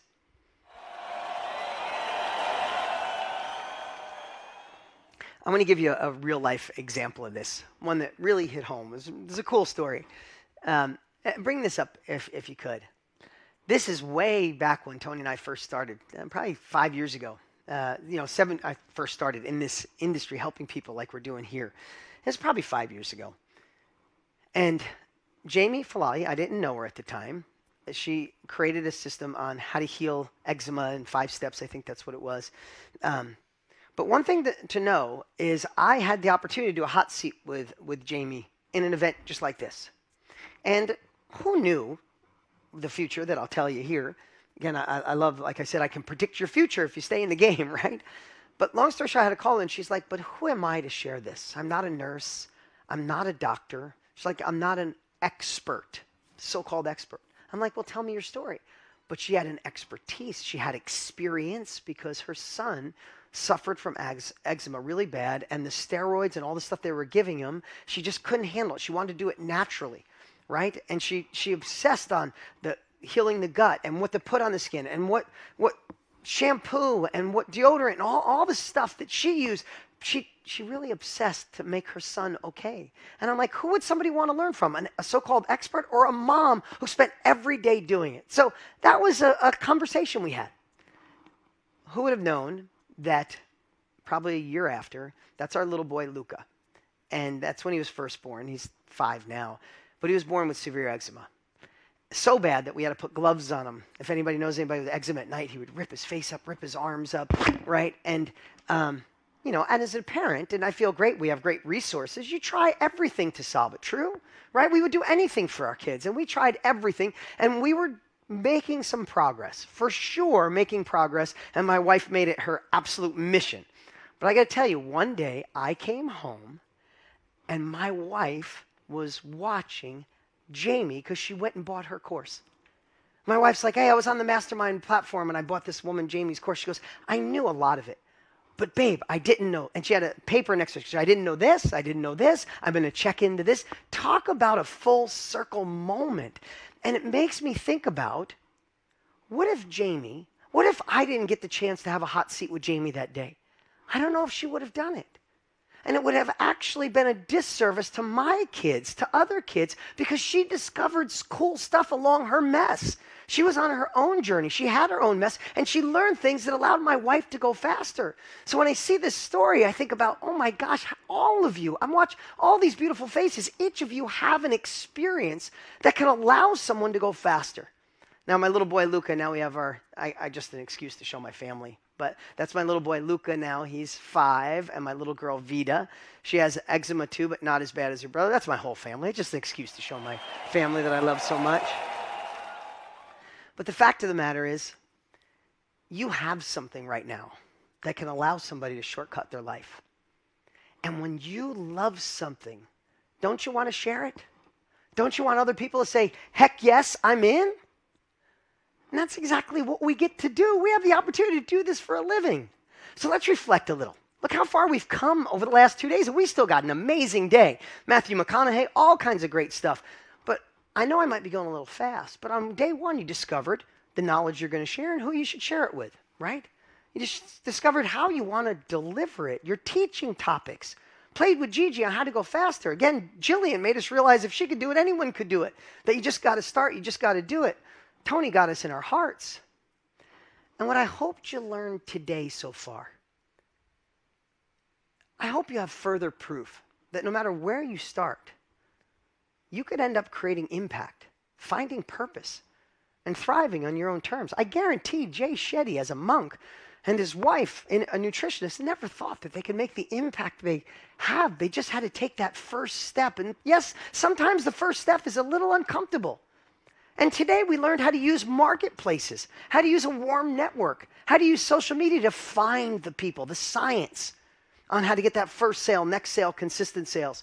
I hope what I just shared, it was just a glimpse, but you can get in your heart and see the art of selling is just meeting people where they are, helping solve their problems, let them feel understood, help them fuel their goals with the yes method. Listen, when you create an offer that genuinely delivers the outcome someone desires, sales truly becomes the highest form of service. You're actually doing people a disservice by not making an offer to them. Are you guys feeling that? Are you seeing that? Jamie would have done a disservice if we didn't buy that. So let me ask you, who in here went from, can I do this, to, I think I have to do this? Let me know if you went from a can I to I have to. Look at all those hands. I love it. Who sees that you're not just allowed to play bigger? You're actually called to play bigger. You could start, scale, or add a knowledge product into your business, into your current life, and build something that's fun, it's fulfilling, and something that's finally yours. And remember yesterday I said, if you've tried something and you failed, or you felt afraid to even begin, it doesn't mean you're a failure. It probably just means that you didn't have the guidance, you didn't have the plan, you didn't have a tool, you were missing the ingredients for success. You didn't get your questions answered, so therefore you didn't move forward. And that's why we're so excited, because that changes today. Listen, Tony and I have helped define this industry, and I'm proud to say that. But now we're reinventing it. We want to take away the reason people fail, the reason people don't succeed, and create a new way to thrive. It's exactly what we've done. By giving you the assistance you need to confidently start, and more importantly than starting, how do you stay with someone along the whole way so they don't get stuck on their journey, they don't lose momentum and then fall back into old patterns? Listen, even if you've never done this, even if you've tried and failed and no one knows your name, this is a whole fresh start today. And what we created is totally new. It's a new philosophy. Listen, as I mentioned yesterday, we called this philosophy the guided business development. And it's in everything we create. We think it's a revolutionary new way of making sure you're never alone, never stuck, and never unsure what to do next. Where everything is simplified and streamlined through our unique lens of 75 combined years leading this industry. If you remember my story with my mom yesterday, I said she was a badass without a blueprint. And what we created is something I wished my mom had, the blueprint to unlock your true potential, to not miss this opportunity. Listen, we all know that if we're going to achieve more success, you're going to need help. And Tony and I would be honored if that would be us. Listen, you saw this work with multiple people in the last few days, but this isn't about them. It's not about me. It's not about Tony. It's about you deciding that this is your time, this is your voice, this is your story, and that you matter. What if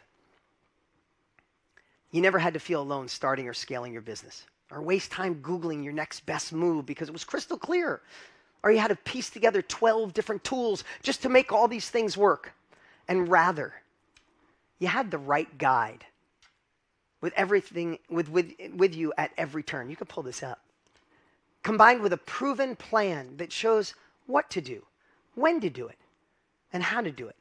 And the cutting edge tools you need all in one place to design, launch, and scale. It's really exciting stuff. Well, that's exactly why I'm so excited today, because that's exactly what we've built for you. It's the all new Mastermind Business System, and it's been completely upgraded, completely optimized with this guided business development philosophy. I'm so excited to share this with you. So let's go through it. Let's go through it one at a time. We start with, what was the first one? You need the right guide. If you're going to go up on a mountain that you've never done, wouldn't you want the Sherpa? You want the guide. But I want to talk about, before we got to the right guide, I want to talk about the old way.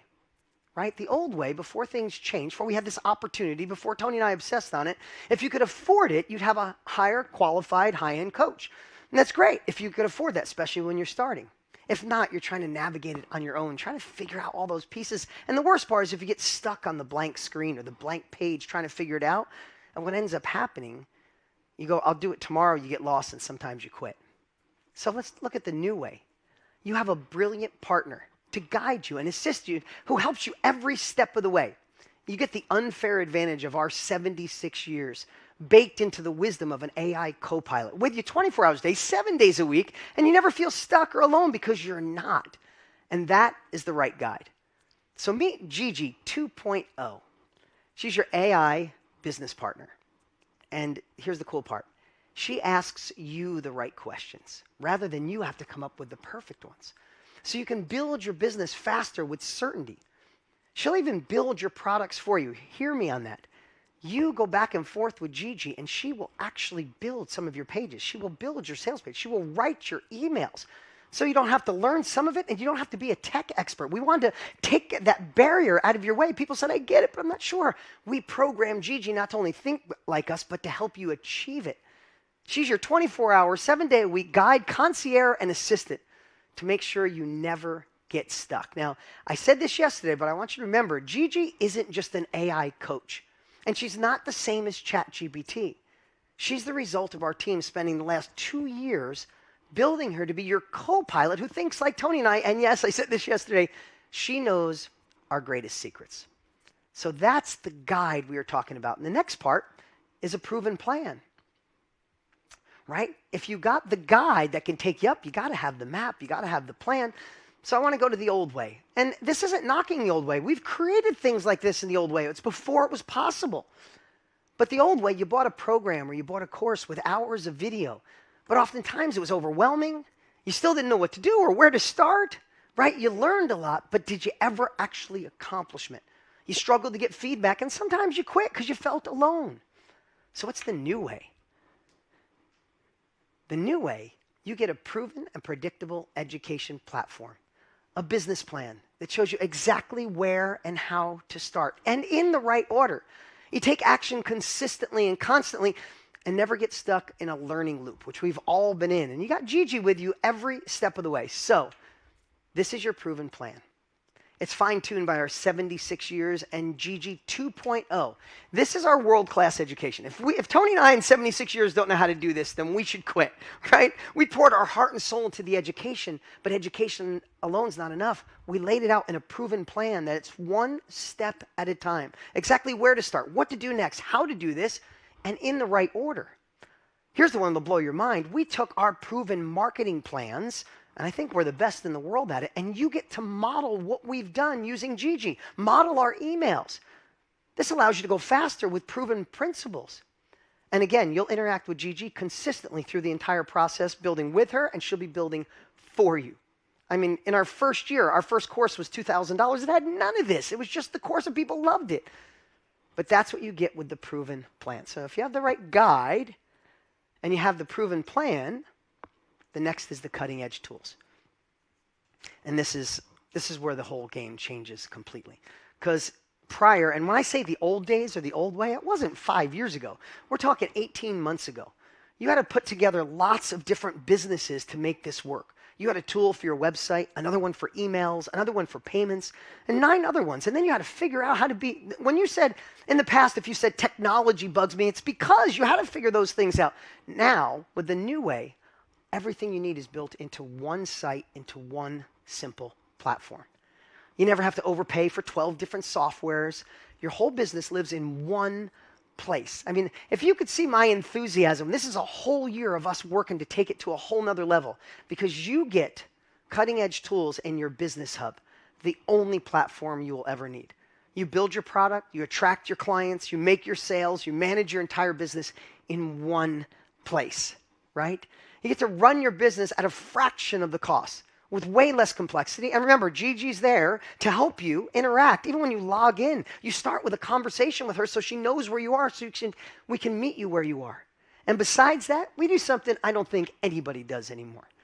We spend $100,000 a month for live human support. So you got Gigi there, but gosh forbid you need to talk to somebody. We have experts on standby to help you, walk you through it, and make it work.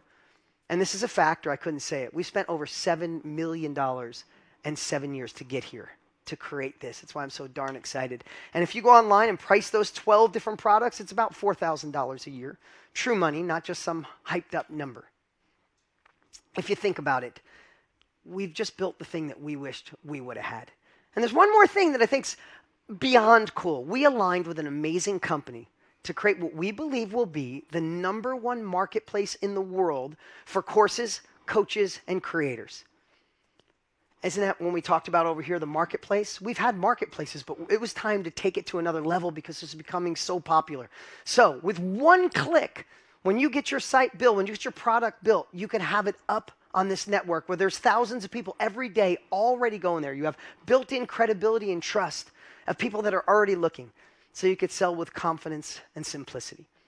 So we are so freaking stoked. And if you look at this, the right guide, that alone could be $1,500. The proven plan, we sold our previous course for $2,000. Cutting edge tools, you price it. It's over $4,000. So the fact of the matter is, I hope you can see that this would still be a great deal at $7,734 to get everything you need in one place and have the world's only guided business development philosophy that's baked into every single thing we do. We know where you could get stuck, and that's why we work to make sure you don't. I mentioned this earlier, but we did sell 40,000 of our first course at $19.97. It was called the Knowledge Business Blueprint. It was a course. People went nuts for it. And that was before Gigi, before the guide, before the tools. But here's the thing. At $2,000, this would be an incredible offer. But this is the evolution of entrepreneurship. This is more than a tool. This is more than a course. This is more than a platform. This is a whole new system with our guided business development philosophy that gets you the right guide, the proven plan, the cutting edge tools, the new marketplace. Listen, if you've ever dreamed of doing your own thing or scaling what you currently have, now is the time. And finally, you don't have to go at it alone. And we did it at a price that no one can compete with. Today, you can get the all-new Mastermind Business System all year long for about $2.70 a day. That's less. That's probably half as much as a Starbucks coffee. And you get the right guide, you get the proven plan, you get the cutting-edge tools, and you get the new marketplace. And you get to join this incredible family where everybody has their back. You see some family members already in the chat. People are a part of our family. This is where we don't let you fall behind. You can go to joinmbs.com to get enrolled. And, you know, we do this once a year. This is our big yearly gift that we create this and we put this together. And only once a year do we do this. Of course, it comes with a money-back guarantee, unconditional. If this isn't the greatest thing you've ever invested in, you click one button, you call us, we refund everything. But again, we do this only once a year. If you come back next week, this offer's gone. If you know anything about us, you know that to be true. And this is where we really stack on the bonuses. And we got 3 of them this year. And I think these will blow your mind. You know, over the last 5 years, 7 years of us doing this, Tony has filmed some of the most amazing trainings. And we decided to put them all together and create the Tony Robbins collection. So when you're in this, anytime you need a little hit of Tony, and you want, some of his best trainings on the planet, 24 hours a day, 7 days a week, are all in there. This is worth the whole price of the course. That's bonus number 1. Bonus number 2, once a year, we do the Mastermind World Summit. Incredible event. It's 3 days, 3 full days, and this is where we go from start to scaling and everything in between. We build together using the Mastermind Business System principles. Literally, this event sells out every year, and you guys are going to get a VIP ticket to join us at the end of July. You're not going to want to miss a second of it. And lastly, remember we talked about that social media platform? Well, we went out and bought it for you. If you go out and you could find somebody to do this, I don't think anybody's as good as the company we aligned with. It's $489 for the year. But we know social media is that apple tree that every single one of you need. So we went out and paid for it. So when you become a part of the Mastermind Business System, you're going to have your brand new social media co-pilot. You could be playing with this tonight where it helps pick the pictures, does the headline, does the post. It is so unbelievable. If anybody watches my social, it's getting better because we have the opportunity to use tools that we never had before. So you have the opportunity to get all of this. I know that's a lot. It's a mouthful, but we wanted you to have everything in one place at a price no one can compete with. So if you said, I went from should I do this to I must, if you know you're meant for more, if you're dying to do your own thing, then here's what I'm going to tell you. We're going to take a quick little break here in a moment. Go to joinmbs.com. Go to bed tonight feeling amazing that you're in, that you have the tools, the capabilities, that you're never going to be alone. That we're going to help you and guide you through every step of the way with the right guide, the proven plan, cutting edge tools, new marketplace, Tony Robbins collection, ticket to the World Summit, social media co-pilot. And real quick, I know my team's giving me a little message here. I just want to clear something up. If you, just a little clarity, if you took the $1 VIP upgrade on the way in and you're using Gigi for our success system, great, amazing. But that's not what this is. When you upgrade to the Mastermind Business System, you get Gigi 2.0, who works with you and builds for you. You get the education, you get the business plan, you get the business hub, you get the social media co-pilot, World Summit ticket, and all the bonuses. So it's the perfect time to upgrade. Now, if you're a part of Mastermind, any of our monthly memberships, what a perfect time to go all in and save some money and get all these great bonuses. And lastly, if you bought Mastermind Business System last year for $997, you know what you have to do? Nothing. You're a part of our family. We're going to upgrade all of these things for you. So yeah, Dan's a little excited there. And for the rest of you, you saw it work for people just like you. But isn't it about time it works for you? It's about deciding that it's your time, that it's your voice, that your story is worth getting out there. You're here for a reason. That inner nudge you feel, that's your future self saying, let's go. You don't need perfection. You don't need a following, but you do need desire, a real system, a clear path, the right co-pilot to help you every step of the way. Listen, Tony and I have been doing this for 76 years combined in this industry.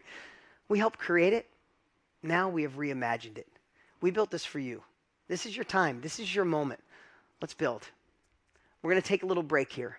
You get everything for $997. There's a 3-pay option of $380. That breaks down to about $2.70 a day. So let's take a quick break here. Go get enrolled. Put I'm in the chat when you're done. We'll play a quick little reel here of others who already said yes. Then we'll take a little break, and we'll see you here in a few. Don't forget, Matthew McConaughey when we get back. See you in a few.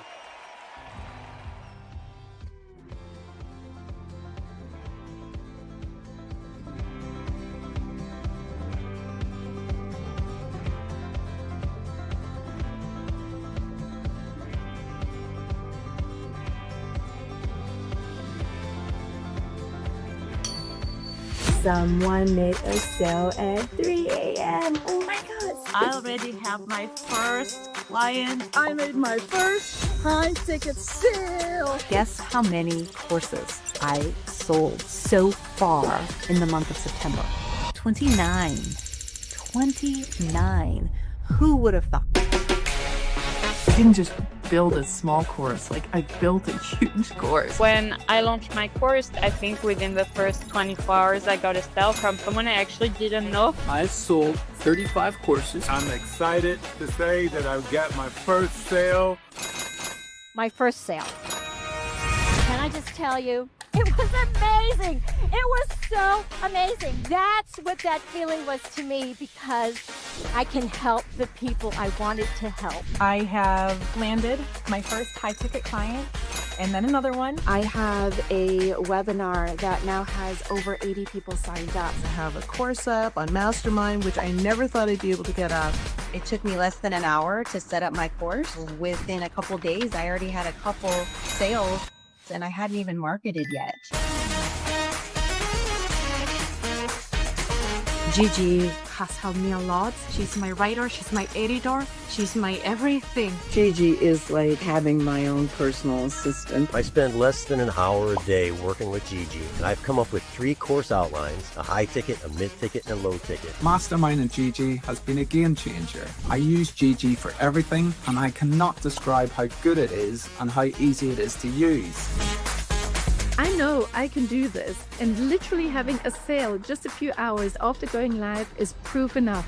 And if I can, then you can do too.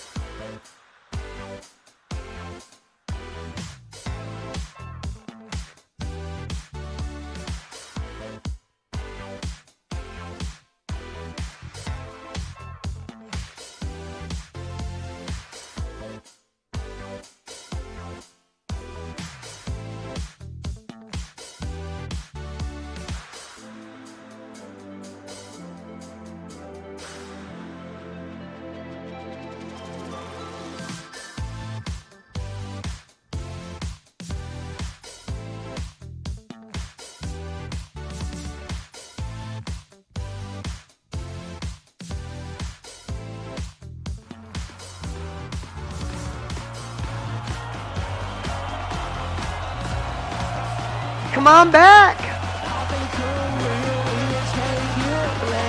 Yes, Viola, you can migrate. I'm psyched about the marketplace too.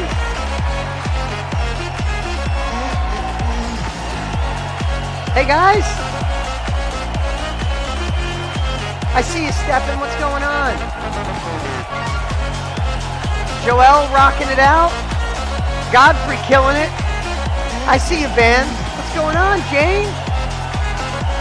Shondale? I see you, Donna Jennings. What's going on? I'm hungry.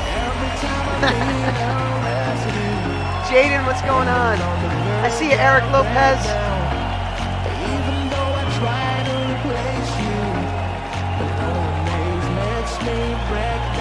I see you, Michael, and your little one. Thanks for rocking out with us.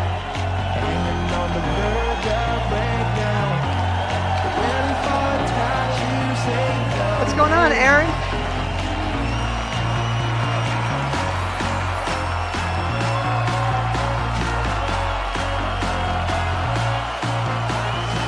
I see you, Denise. Love that background.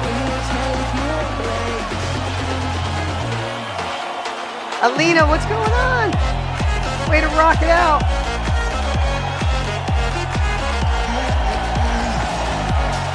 All right, all right.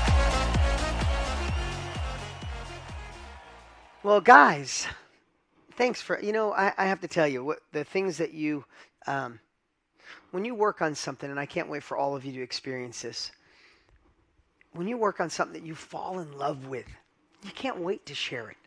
I hope you could feel my true enthusiasm. I'm glad. Whoever's in, put in the chat. I love it. But I hope you get to feel my true enthusiasm. And when you fall in love with your product, exactly what I shared with you, you never sell a day in your life. You're just inviting people to transform. You're inviting people for capabilities that can allow them to go faster and quicker. And like I said, I can predict your future if you decide this is for you. And you go all in and you gain the right guide and the skills and the capabilities, there's nothing that can stop you as long as you keep persisting. So thanks for letting me share. So excited for you to join us. A couple of things, and we had so many great comments come in. I'm gonna share a couple of the questions that you guys sent in. I'm gonna reply. I'm not gonna bring people up because I want to get to the training you're gonna have with Matthew McConaughey. Who's excited for that?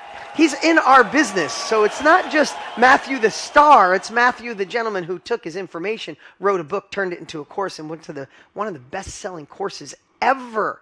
I don't know if any of you have his course Road Trip. It is a 10 out of 10. So I can't wait to get to that. One thing I wanted to share, a lot of people asked about the dollar trial. The dollar trial, the dollar VIP, gets you Gigi. And that's fun. It's the success system. It's the foundation. Love that you guys did. You're going to freak out. This is completely different what we offer. This is the mastermind business system. This is the tool. The tool's not in the VIP, right? You get GG 2.0 that actually builds stuff with you.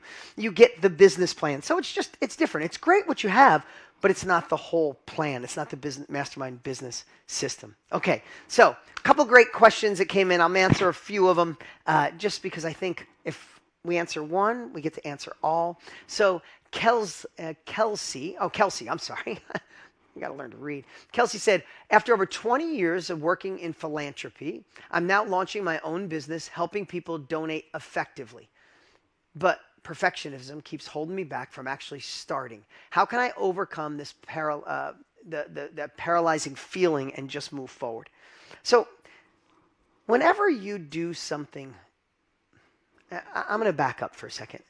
Sometimes when we're in a career or we're working for other people, we've had desires, we've had goals, we've tried to go to another, take the company to another level.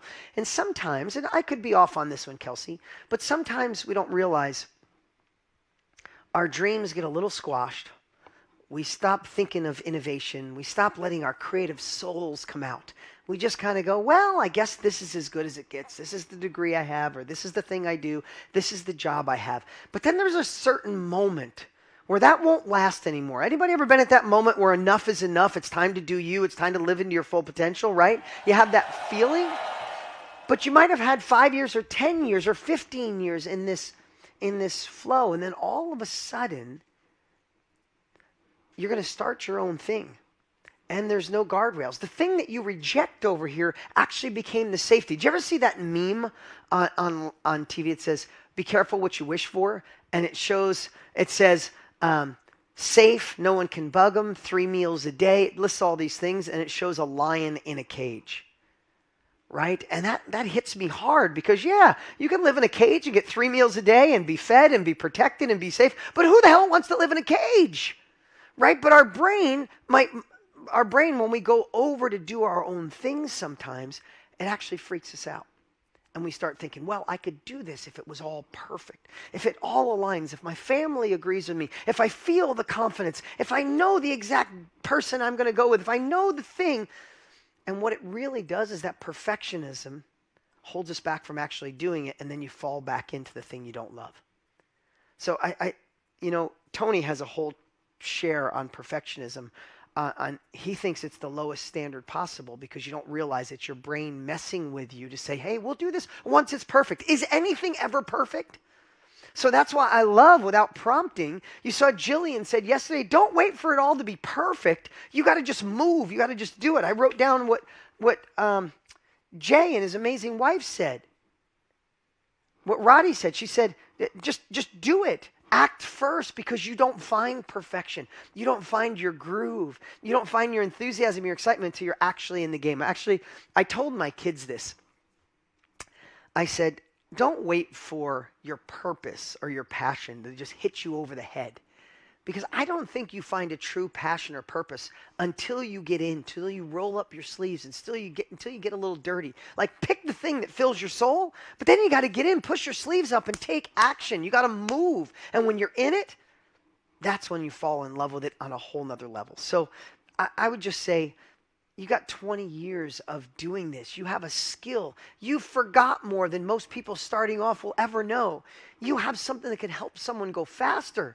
You can help, and it's in philanthropy. So the more business you help people do, the more you help people donate, you actually have a compound effect. You should be thinking of you're in this industry for a reason. Just think how much you can move the needle for people by getting uncomfortable, by moving forward. I hope that helps.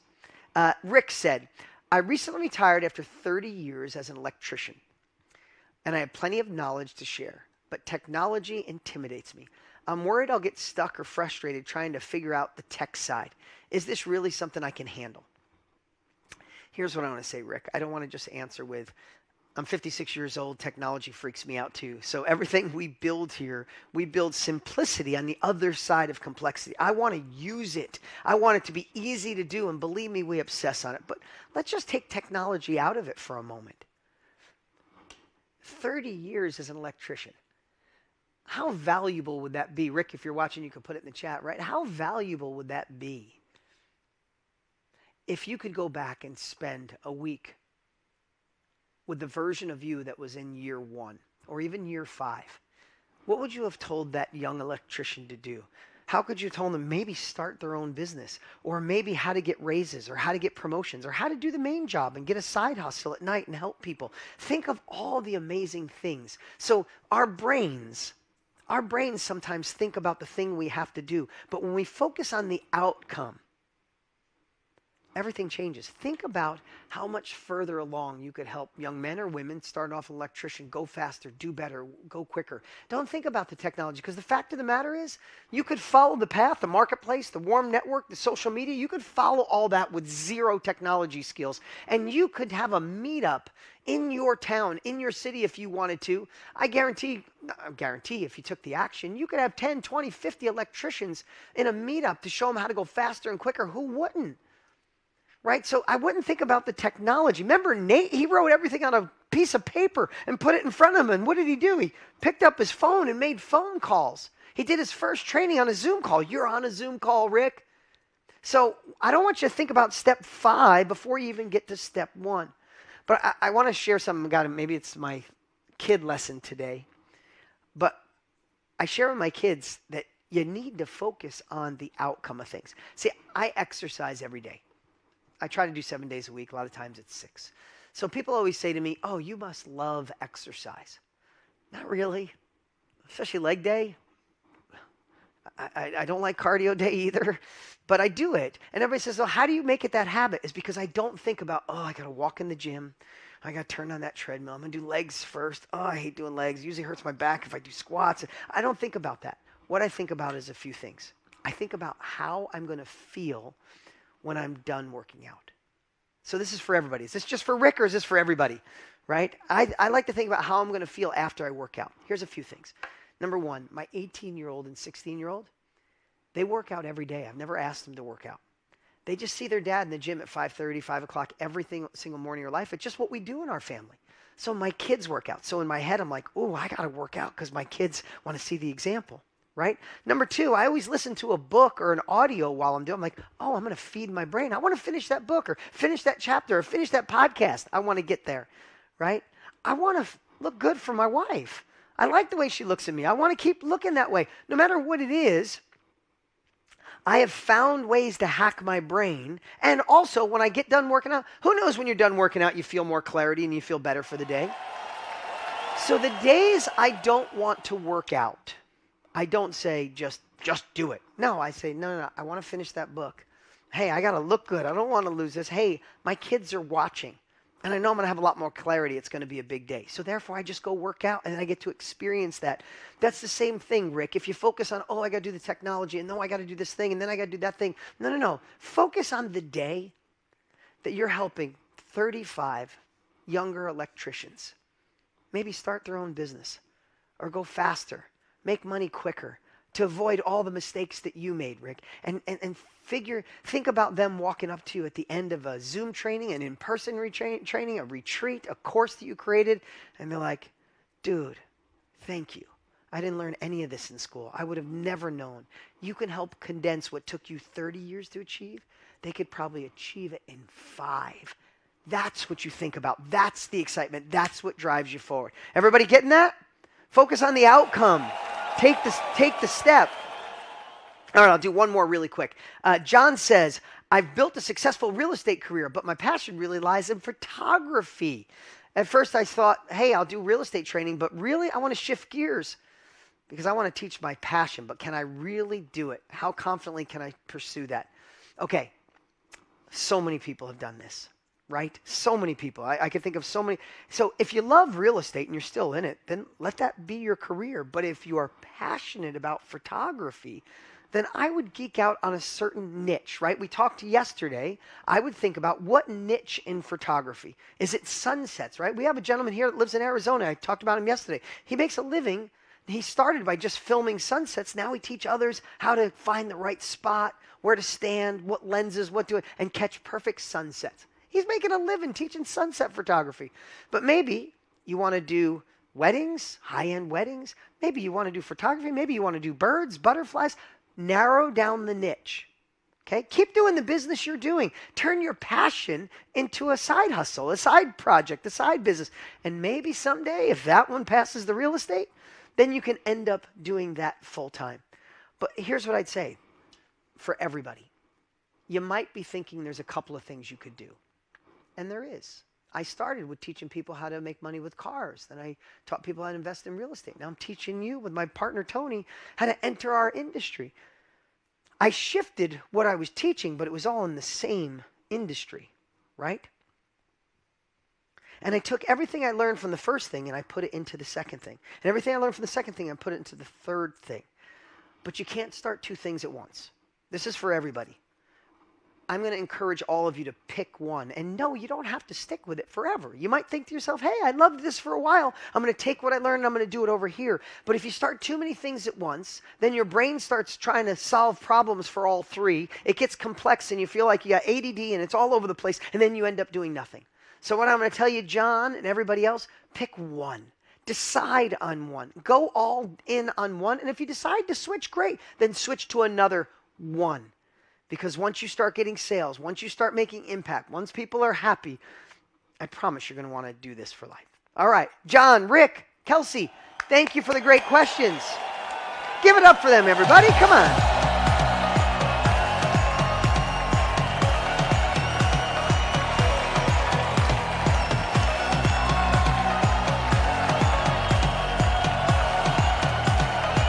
All right.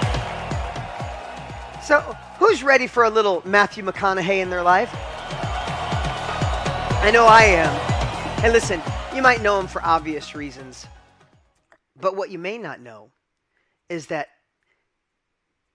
what he uniquely knows, and he used this very same philosophy, this same system we're sharing here today, this week, by creating and launching a course that changed so many people's lives. It was such an amazing product. It is such an amazing product.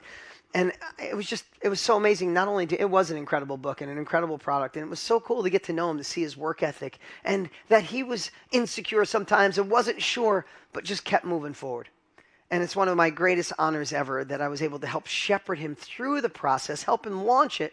So I asked him if he'd be willing to come back and share that journey with us. Now, I want to tell you, we had to record this a little earlier because he's filming a movie right now with Woody Harrelson. I can't say anything else, but it's going to be awesome. This is just for you. This will never be on the internet. No one will ever see it. It's getting played today, and you won't see it again. So I had to do it a little early, but it is unbelievably amazing. And watch every minute. Put it in the chat. I'll be sitting here watching it with you. Without further ado, Matthew McConaughey. I'm so excited for our next guest. You all know him as an Oscar winner, a Golden Globe winner, best-selling author, and one of the most iconic storytellers of our time. But what we might not know is the man behind the curtain. Over the past couple of years, I've had the privilege of getting to know him better and better. And let me tell you, he's as real as they get. He's one of the hardest workers I know, an amazing father, incredible husband, and someone to admire for the right reasons. Let's give a huge welcome for Mr. Matthew McConaughey. How you doing, Matthew? Hey, everybody. Good. Thank you for that intro, Dean. Yeah, no, it's like good. That. You know, I have to say, one of those things when you get the chance to know someone from the outside and then behind the curtain, it is so comforting, rewarding. It gives you back faith in humanity when you realize someone is exactly who you think they are. So it's been great getting to know you. And before we start, though, I just want to tell everybody how we got to know each other and how you entered the same industry everybody in here's entering or thinking about, and how you entered it with the energy that I think you put in everything you do. So I've shared this with you, Matthew, but for everybody who doesn't know, I read Greenlights. Actually, I listened to it. And when I got done, I was so disappointed. When it was the last sentence you read, I'm like, wait. I want more of this version of McConaughey.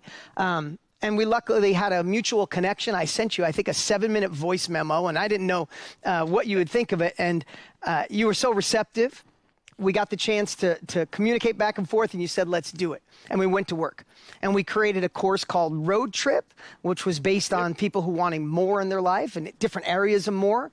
We launched the Art of Living live event, which 2.5 million people showed up on day one.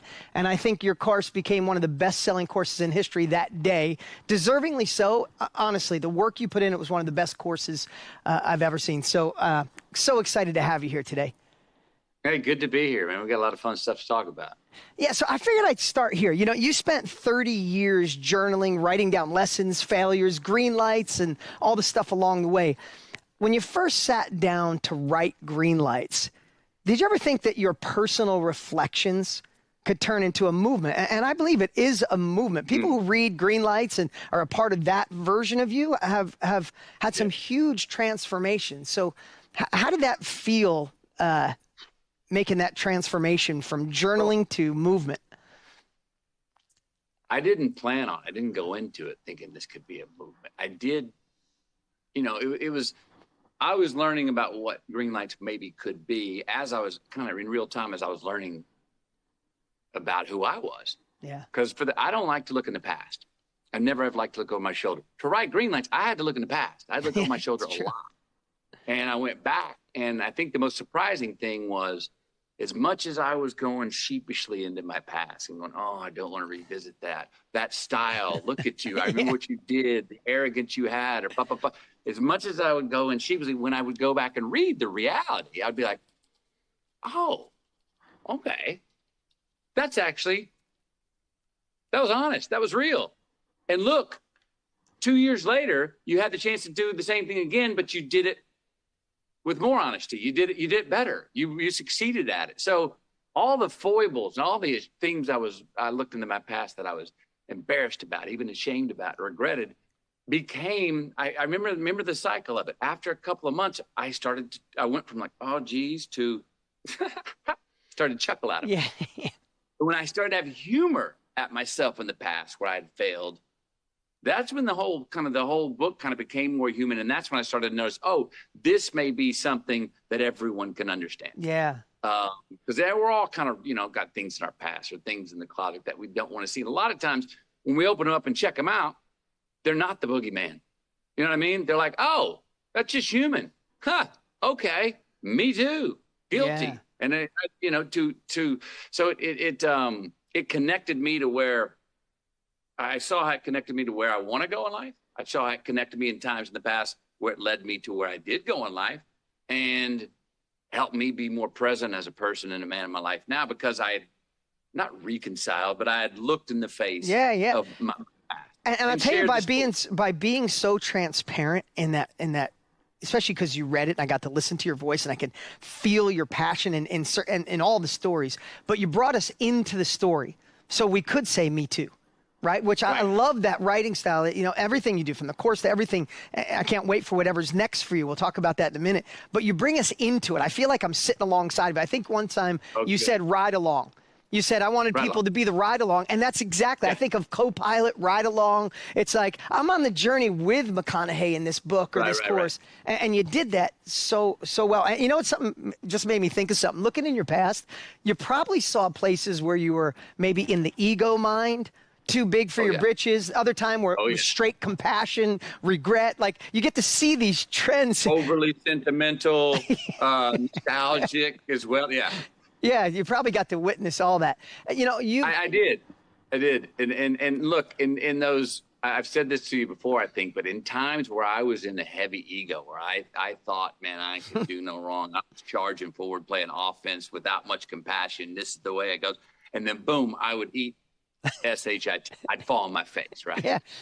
And be like, wow, you were flying too close to the sun. Then I realized that, if you wouldn't have had that much ego to fly that close, you wouldn't have learned the lesson.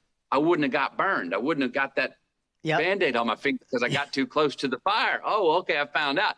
I don't plan on doing it.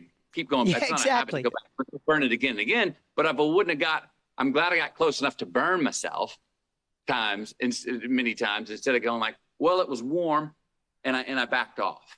And I got to places where I was like, oh, no, I screwed up. I got some humility dished to me, and I wouldn't have got that dished to me if I wouldn't have had that. Right, and those experiences allow you, the next time you get a little close to the sun before the crash, you get to go, you know what, I've been here before. I think it's time to reel it in a little bit, you know? Yeah, I'm gonna pivot here, a little bit left or right, instead of going and repeating the same thing, I love it. Listen, you played some of the most iconic characters in Hollywood, and you lived through their stories.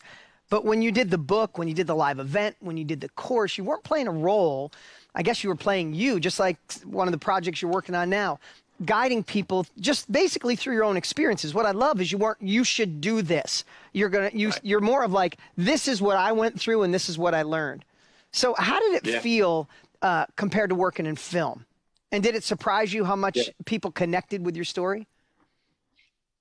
So part of the reason I went and wrote the book is I was wanting to do what I call close the gaps between who I am, my artistic expression, and what is translated, what you're getting.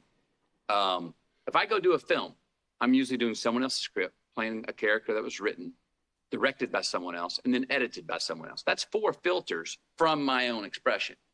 So, look, stand up would be the most filter-less means of expression. You're on a stage, you got a mic, bam, it's direct to the audience. But writing, there's only one filter. It's the written word to whoever reads it and what they can get from it. So I got rid of some filters, a lot of the filters of my own expression. I looked at the book as me like directing my own film that I wrote, that I star in. That's what I looked at the book as. Advice, nobody really likes to get advice. And I did have to watch this because I can sometimes give advice. I like to preach. But if you're talking in that second person, you should, I get it. I think we all do. I get exhausted. Like, hey, man, but tell me what to do. Yeah. I don't think anyone likes to be told what to do. Now, so I was very conscious in the book of going, What person am I using when? When is it the first person? If I feel this way, this happened to me. You can judge that, but you can't condemn me on that. You can love that, but you can't really give me a trophy for it. I'm telling you about my experience. This is how I felt about it. Then I would slip into, now here's what you could do. And then I would slip into the third person, which is my favorite, the royal we. And here's what I think we're up against here. Here's how I think we can get through this when we cross this same kind of conflict or opportunity. So I would play in the persons, and always starting off with the first person, because that's the safest spot. That's the most honest spot. And that's the spot I really had to get to first. Like, I got to be telling the truth to myself first before I can go to say, hey, here's what I think would be good for you, or here's what I think we all could do. It's fun to go straight to the royal we. Here's what I think we all could do. But that's also can be very arrogant, because you can go like, were you speaking for everybody? Yeah. What are you, God, dude? You know what I mean? That can become very platitudinal as well. It's like, what is this? You're the Constitution of humanity? No. Don't want to be that. Yeah. But the play between those persons, first, second, and third, and you got to have, if it's going to be your own story, make sure you get that first one down. This is how I feel. Yeah. Because it's non-judgmental. This is what it meant to me. That's free. You may not, you can disagree, you can agree, you can take some from it, you can not. I'm telling you how I experienced it. And then I would have what we call a prescribe, which would sort of be like the little kind of a lesson. But here's what I got from that story. And I think part of what was interesting about the book is my prescribes, after I would tell a story, were not typically what some people maybe thought what I thought the moral of the story was. Oh, yeah, that I've had it with my. I love that twist. The family stories, my family is a very physical family, and I've had, you can read some of those stories and go, oh my gosh, that was almost abusive. And like, when I give you the prescribe about how we loved each other and how love always won the day, it was like, oh, that wasn't the moral of the story. At least that wasn't how Matthew saw the moral story, and it wasn't. So I wouldn't flip it, but in some people's minds, I would talk about a different moral in the story than I think would be the obvious one. And I think that was part of what was engaging about Green Lights for a lot of people. Oh, for sure. And I got to witness that when we were working on the course together. We were right in the other room here. And when you shared, you'd get up and you'd tell a story. The team still talks about it. Like, you tell a story, and then you get done, you ask, like, hey, did that feel like I was preachy? Or was I inviting you in? So it is a conscious, it's not just hey, that's the way the book turned out. You could tell that you probably deliberately went through, and I've written 5 books, so I know the rewrite and the reread. You're like, oh, I got to change. You could re-edit and retweak your life on it. But I'm guessing it seemed like you went through the course, the book, as you were doing it, and go, hey, this part's a little preachy. Let me make it the royal we, or let me just say, hey, this is what I did. Take it for what you want. And I go through it. And like because we had so many emails, I mean, because we did the course together, we did the art of living together, we had literally thousands, probably tens of thousands of emails saying, McConaughey, you changed my life. Like, I'm sure people walk up to you and go, oh my God, Interstellar, that character, or Dazed and Confused, oh my God, I still laugh at that, or Dallas Buyers Club, you brought it to life. That's talking about the character. How does it hit you when people say, you changed my life, or you impact? Like, is it heavy for you, or is it? It's good and heavy. It's good and heavy. I don't mean not heavy like, oh no, it's heavy like people stop me, and this people stop me in the street or stop me on hikes and mountains all around the world, and if it's a movie, they'll come by, hey, man, I really liked Interstellar. Hey, I really liked you in this. Or, Dazed and Confused. Someone's walking down the other side of the street. They go, say, man, got a joint? And I just say, be a lot cooler if you did. And we kind of impasse. But with this work, people stop me, and I don't know them, and they put their hands on me. And they grab me, they spin me around and grab me by the shoulders. When I go, yeah, thanks for reading. And they go, no, listen to me. Listen to me. You changed my life. I'm not here right now because I am here because, and I'm like, really? It's all stop and hear a story. That is heavy, and people mean it. And I've tried to listen to get to the bottom of what is it. It helped a lot of people, I think, take a lot of risk I don't think they would have taken before. That's one thing I hear all the time is people saying, oh, I'm gonna do that thing that I've been procrastinating or that I've been scared of doing, because what's the worst that can happen? I can go and find out it wasn't for me. And then I'll pivot the other way if that's the worst that can happen. So it is heavy, and it's a gift that keeps on giving. It really is, because I'm like, I did write that. That was from me. That wasn't in somebody else's script. I wasn't playing another. Yeah, and it's addicting. I mean, it's the business I've been in for 27 years. Tony, my partner's been in for 46 years, right? Mm-hmm. And I'm sure it'll drive you for, I know we'll talk about it in a minute, you're working on a fun newsletter and your next project, and hopefully we're all waiting for the next book or the next training that you do, but it's got to inspire you to peel off, like to create a new swimming lane. Of course, you're always going to do amazing movies and shows and the things that you do well, and being the culture, the minister of culture for the sports teams that you are. I could tell that all fits your personality, but I'm guessing there's a new lane of, hey, I want more people to have that impact by the way I tell stories. Yes. And I fell in love with writing. I didn't know I was going to love writing as much as I did. I didn't know I was going to get so much pleasure out of going, oh, I got on the page what I meant. Yeah. And I learned this, and we all got to learn this. A lot of the stuff, and it did need edits, because a lot of my raw stories that I, again, personally thought were great didn't translate if you read them. Got it. You know? Yeah. I remember the times I had with my editors going, like, they'd say, like, oh, this story doesn't fit. And I'd be like, what do you mean that story doesn't fit? How did you not get that story? That's one of the most important ones in there, and here's why. And they go, oh, write that. You know? I go back and go, oh, I didn't write it good enough. Now that I wrote it good enough, now it translates. That is a lane, you know, of what would I call it? I don't necessarily call it self-help. I mean, it's approach. Yeah, it's a different approach. I love that. I love that word. Perspective. You know, how we can how again, I start off green lights with, and I can deconstruct this forever. When faced with the inevitable, get relative. How many things that we go, okay, that's happened. That's a fact in life. I'm not going, that has happened. Now, how do I react to that? There's a million ways to react. Yeah, and isn't it amazing when you've been looking through one lens your whole life, and maybe something stops you, frustrates you, whatever the word is, and then all of a sudden you get a new lens and go, wow, I could just, the whole thing's different because I got a new pair of glasses. Like I had this pair on, somebody gave me this one, I'm like, oh, I could actually see now. Yeah. You know, in the course Road Trip, you focused it around more, the different areas of life where people would want more, from admit more choice, more balance, more joy, more cool, more love, and then the controversial, more selfish. I love them all. But I went through it again recently. I knew we were going to do this interview, and I went through it and love them all, but for some reason, more choice stood out for me. Because you took the viewer through one heck of a journey. You said not making a choice is still a choice. Yep. That people have put off those decisions, those tough ones. Let's just hope that it works out the kinks on its own. Yep. But that only really keeps them stuck, right?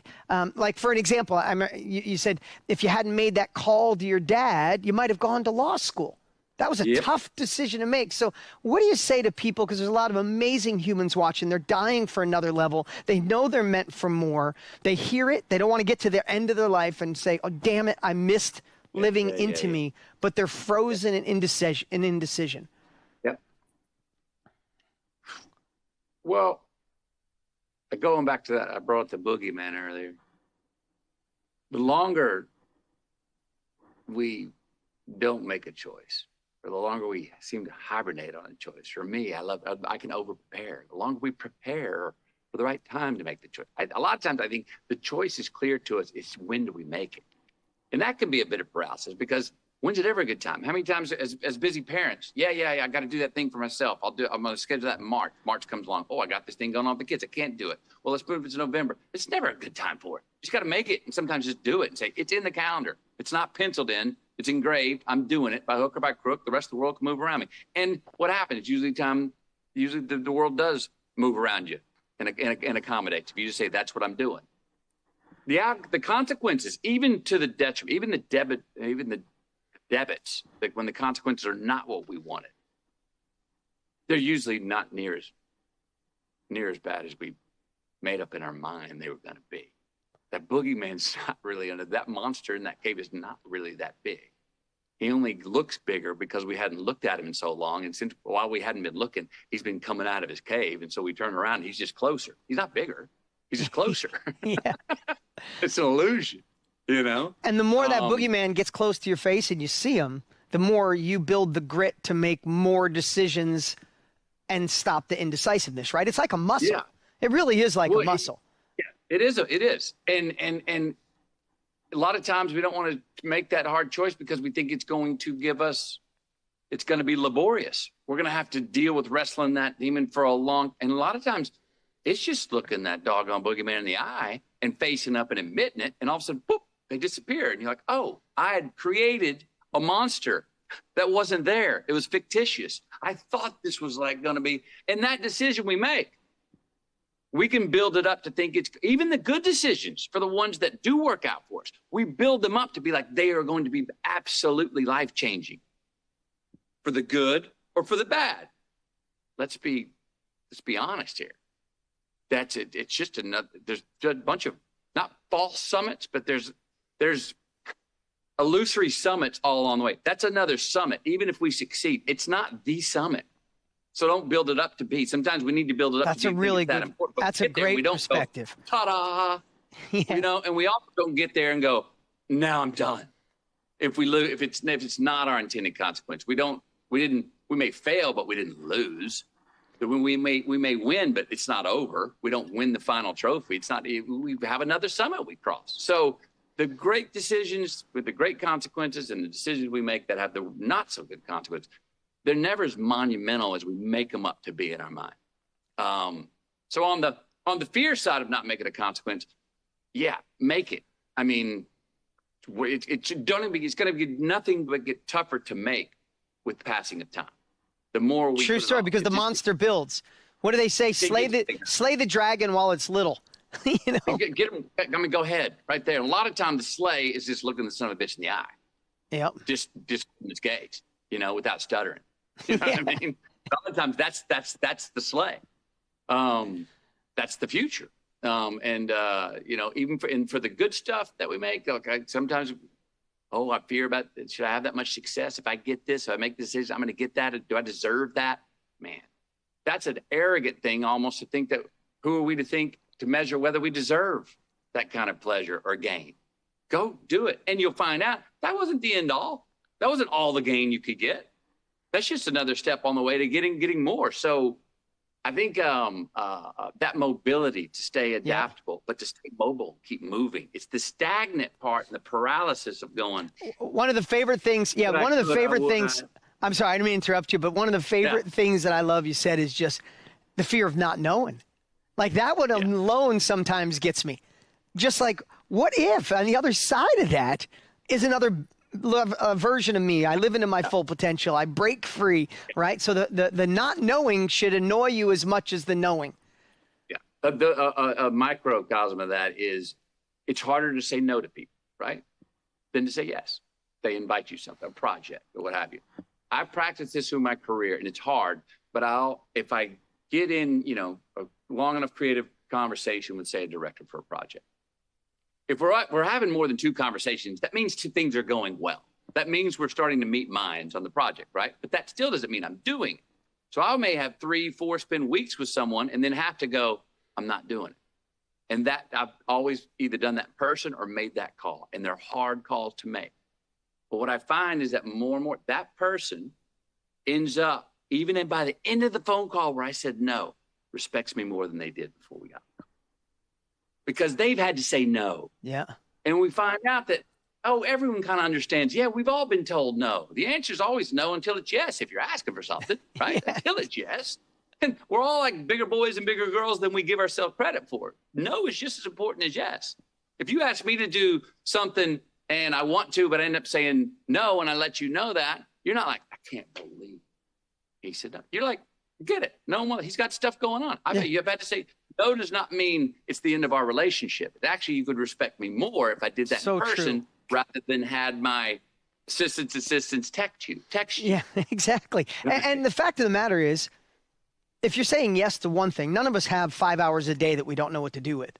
right? So if you say yes to one thing, you're automatically saying no to something else, right? If you say yes to one thing, it might be no to missing your son's soccer game or being there for dance or the other project that you wanted to work on. So I love that, that you could elegantly say no, especially when you know what you should be saying yes to, right? Right. Yes. Well, and look, in the other side of that saying no and not making the decision, I will say this. We all know that sometimes abstaining is the good decision, especially when we talk about today. We only got 20. We were talking about that. We got 24 hours a day. No one's giving any more. Man, we got AI right now. It seems like we got more things that can speed up our productivity in a shorter amount of time than ever. At the same time, it feels like more of the world is racing against time than ever. Yeah, now, that feels inverted. If this is all working out, we should be sitting around going like, I have all this leisure time. Yeah, exactly. But that's not the way it's working out. Yeah. Oh, so sometimes abstaining, to go back to that we were talking pre-show, 4 big laughs are better than 8 giggles. 2 really great bonfires are better than 6 little campfires. So abstaining to say no so we don't over leverage ourselves is also a smart thing to do sometimes. So true. So true. I shared with you before we came on, this is a group of people that know they're meant for more. I said that, but they also are entering an industry where they get to share their life experience to allow people to go faster, right? We got to learn through your course, through your book, like, oh, McConaughey did that. I can learn a lesson from that. I can condense 5 years of my own trial and error by modeling this story that you did or someone else did, right? Yep. So I've asked this question a lot to audiences, to tens of thousands, hundreds of thousands of people. And I always say, when they're like, well, I'm not sure if my life story is valuable. I don't know if my career skill is valuable to someone else. I don't know if my passions are valuable to someone else. Maybe McConaughey, you're an actor. Maybe it's easier for you. But then I always ask this question. If you had a choice between one of two things, if this was a magic wand and I could put $1 million in your bank account with one swipe, or I could send you back to spend a week with your 20-year-old self, which would you choose? And I've never hardly anyone say the $1 million. They all say, go back. Literally, we could have an audience of 50,000 people. Really? 2 hands raise the hand for $1 million because you get to go back and say, hey, don't do this thing. Don't act this way in a relationship. Hey, you could do your own thing sooner. Dream bigger. So I guess the question is, what would you say to people who are thinking, I'm not sure my life experience is valuable to someone else. I'm not Matthew McConaughey. Do you think I could help someone else? How would you approach that question? Look, whether we believe it or not, we're all the MVP in our own life, whether we believe it or not. So I'm going to go with that word seems to be believe, doesn't it? Belief. Does everyone have a platform or the size of a megaphone that I do because I've become famous and I'm a celebrity? No. But to boot, look at what, for instance, with Green Lights, that was less celebrity than I've ever been. Yeah, that was hardly any celebrity. And many people may have bought that book because they maybe liked me as a celebrity or not. But that is the book. The book only lived on that for a couple of weeks. After that, it didn't have anything to really do with my celebrity. What a great point, though, that you share that. That book went viral and will continue to. Has nothing to do with you being a celebrity. You just said that. It's because people read it and it resonated with them and it shifted something in them because you went first, right? Like in some areas you just went first or you experienced something that they could learn through that. So, yeah, what a great point. Yeah. And also don't get hung up on that. Well, if I wrote a book, could I get a publisher to go wide? Don't forget chasing the result of, but I don't know if I'd have the access to get a bestseller or have the money to publish the book that can be put out wide. Don't get caught up in all that. You can look around you and say, if you've got something going on in your life that you go, oh, I see how I work through this. And this is a common denominator. More than me have to go through this. That's worth sharing. And who could you get that? Who could you share that with? First of all, look in your own house. Second of all, look at your community. Third, you have a community here, if you're online here with Dean and Tony, of like-minded people wanting to listen and wanting to share. So you've got a built-in community if you're here. Now share your specific story in a paradigm that everyone can go, oh, I've been in that situation before. Oh, that's how you handle that? I wish I'd have thought of that when I was there, because I was in that predicament last night when I was sitting there talking to my son about blah, blah, blah, blah, blah, blah, blah. And I didn't handle it that way. Thank you. It can be very personal. So don't get caught up in thinking that it has to be. It's the old think local, act local. You can think global, but act local. Think about yourself. It's back to what we said at the beginning. First person, I. How do I feel about it? And if it's a situation that you go, a lot of people go through the same kind of thing, I'm going to share how I handled it. I'm going to share how I failed in it. Also, if you're not, maybe you're not succeeding in all these things. Maybe your story is about how you keep stepping in the same pile of shit. And you're going like, why am I doing this? That's worthy to share too. Because one, you can have a lot of people out there go, me too. That's part of reparation right there. To get more people to admit, I keep doing that too. You too? That's already like, oh, because there's a lot of people out there that think they're the only one doing that. Yeah. You sharing your story may let them know, oh, this is a human condition. It's not just me, So as I'm thinking, I think one of the byproducts of this conversation, like you said, when you the scribe, right? Is that what in the book you call the prescribe, right? If you think about one of the lessons of this interview is when people think I have to know it all, I have to give good advice, that's intimidating. Right? Because none of us know it all, and none of us like advice. But when you say, hey, this is the way I did it, and here's how it went wrong, you shouldn't do this, or here's how it went right, you should model this, you could model this, not even you could model this. I think that's one of the biggest byproducts. That takes away so much of the like, I got to be perfect. No, you just got time in this one lane, in this specialized knowledge in one specific category that you have experiences in. I'm still working on the confidence, and I will say I have worked on it. I've gotten much better at it. But one of the great means of communicating, and for me, and learning from others, and people going, oh, listening, is me becoming more certain of what I don't know. Yeah, so we love good. To be certain. So good. We know, right? And to go, here's advice. No, but I got to be good here. I'm on. They want to hear from me. I got no parts coming. I don't know. I've thought about it. I don't know. You know what? I'm pretty sure. I know this, but I don't know this. That humanizes all that, lets people in, because we all want to act in the know. Everyone acts in the know. No one likes to show what they don't know. And when we come out and go, I don't know.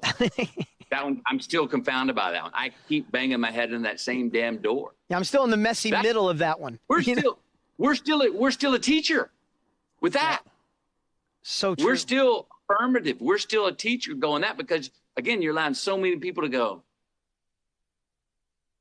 well, I don't know either. Or some people to go, well, that I do know. I don't know that other stuff that you know, but I do know that. Yeah. And now you've got an exchange. Yeah. Now you've got the exchange rate going back and forth, and now you've got a conversation. Now you got people learning instead of being told what to do. So good. Now you're getting some viscosity with life lessons. So good. Last time we were together, thanks for the invite to the game. My wife and I still talk about it. We had the time of our lives. I've never been to a football game in my entire life, and to go on that stadium and have 100,000 plus people, I've never felt my belly. We smiled. Our faces hurt. We smiled so much. We had such a great time. Thank you for that. It was so good. It was so good. And you also shared what's next for you. And so I'm so excited, and everybody should be. I know you have a newsletter out, which you're having fun with. And I know I don't want to give too much away, but I know you're working on poems. You said that's in your mind. Maybe you could just give us a little teaser of what's exciting and what's next for you in this lane, in our knowledge industry lane. Surely. So the newsletter is a weekly thing called Lyrics of Living. And if you're interested, you go to lyricsofliving.com, I believe it is. And I send it to you at 5 o'clock if you want it, 5 o'clock on Fridays. Why 5 o'clock on Fridays? Because it's the end of the week and you got a 48-hour runway of more freedom behind you. And it's just a way to take a glass of water into your beer drinking weekend. So, I love that. It's just a little 5 minutes with McConaughey to get a little thoughts of the week, so you don't completely just check out and for the weekend, but you still have a lot of fun doing it. The book coming out, it's based on poems and prayers. Look, you know, I've realized this, and one thing I will fight to the death not to become is a cynic. We all have our journey from naivete to innocence to skepticism. And then a lot of us, as we get older, move into that fourth quarter, which is cynicism. And that's an early death. That's a quitter's death. Yep. And I ain't going there. But I found myself sometimes leaning into that when I'm looking at reality, when I'm looking at proof, and I'm like, you know what? I think I need and the world needs is belief, man. But where do we find that? You're not going to find belief looking around at proof. You want to look at proof? There's all reasons to be cynical. Yeah. Well, I ain't going there, so I'm going to quit looking at proof for a minute. Yeah. Poems, prayers, the art, the things that give us ideals to still dream of. Do not give up on ideals for ourselves and for others. Those are found in art, poems and prayers, belief, whether for me, that's in God, whether that's for some in their own personal transcendent self, whether that's a belief and they bow to their children, they bend a knee to their future, to their past, to their ancestry, whatever that may be. We've got to maintain that and not give up and become that cynic and not let the proof of the world, because reality can beat us down and pin us. Well, and can't we find proof of anything we decide to believe in? There's proof in everything, right? We can find the proof to enhance being negative, being positive, being all those people. Why I was so excited when you shared a little bit about poems and prayers and that you're working on it is because you have the opportunity to read a page or two and have something impact you for the day, the week, the month. Right? It's not I love the journey of green lights or the course road trip from beginning to end, but I also love the fact of saying, hey, I only have 5 minutes. Let me give McConaughey a little 5 minute and I could get a little dose of a poem or a prayer that sticks with me maybe for the rest of my life, or maybe just that day to help me be a better version that day. It may be a song for your day. It'll have things that have helped me get the day started in the right way, with the right perspective, with gratitude for the things that, or the beauties that are given us for free. Yeah. To not get past or become too mature to get past being thankful for those things that we take for granted every day. It's also, some poems and prayers are nightmares when I'm lost and wobbly and looking, but the fact that when we are in that place, the fact that we're looking to get out, the fact that we're trying to get out,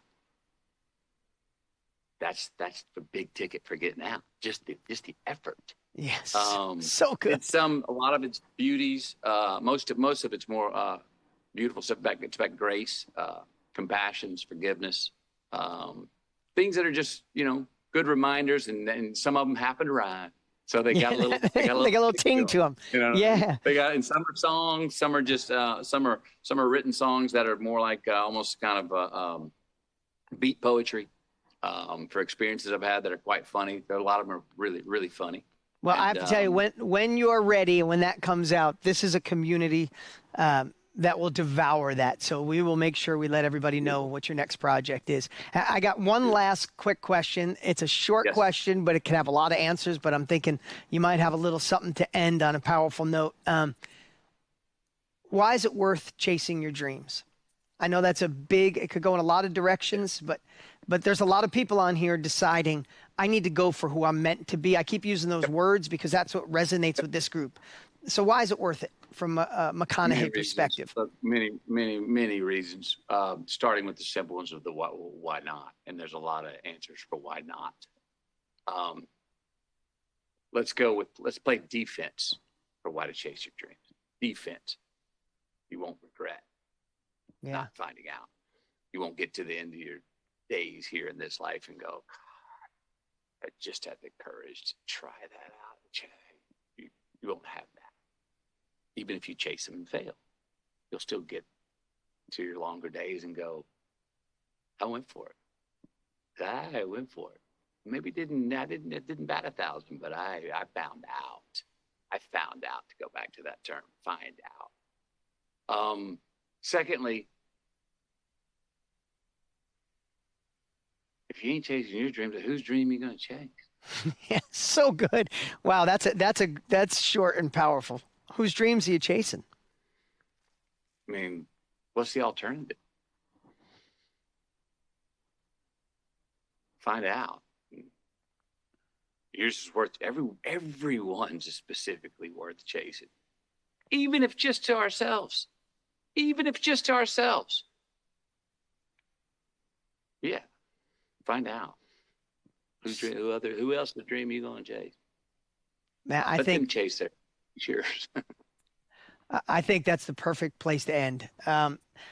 Matthew, it's been such a pleasure getting to know you, getting to know your family, and what you do. We're here to support you. This is an amazing community. About 800,000 people registered for just this event alone. And this is the community that wants to help empower you. We love that you wrote a book. We love that you created a course and did a live event. And we love that you have this lane. So we're looking for poems and prayers, the newsletter, and whatever's next. And I just want to say thank you. Thank you for all that you do. And thanks for being a part of this community. Everybody, give it up for Mr. Matthew McConaughey.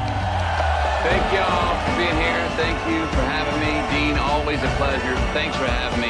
You and Tony, y'all keep on doing it. We'll see you next time.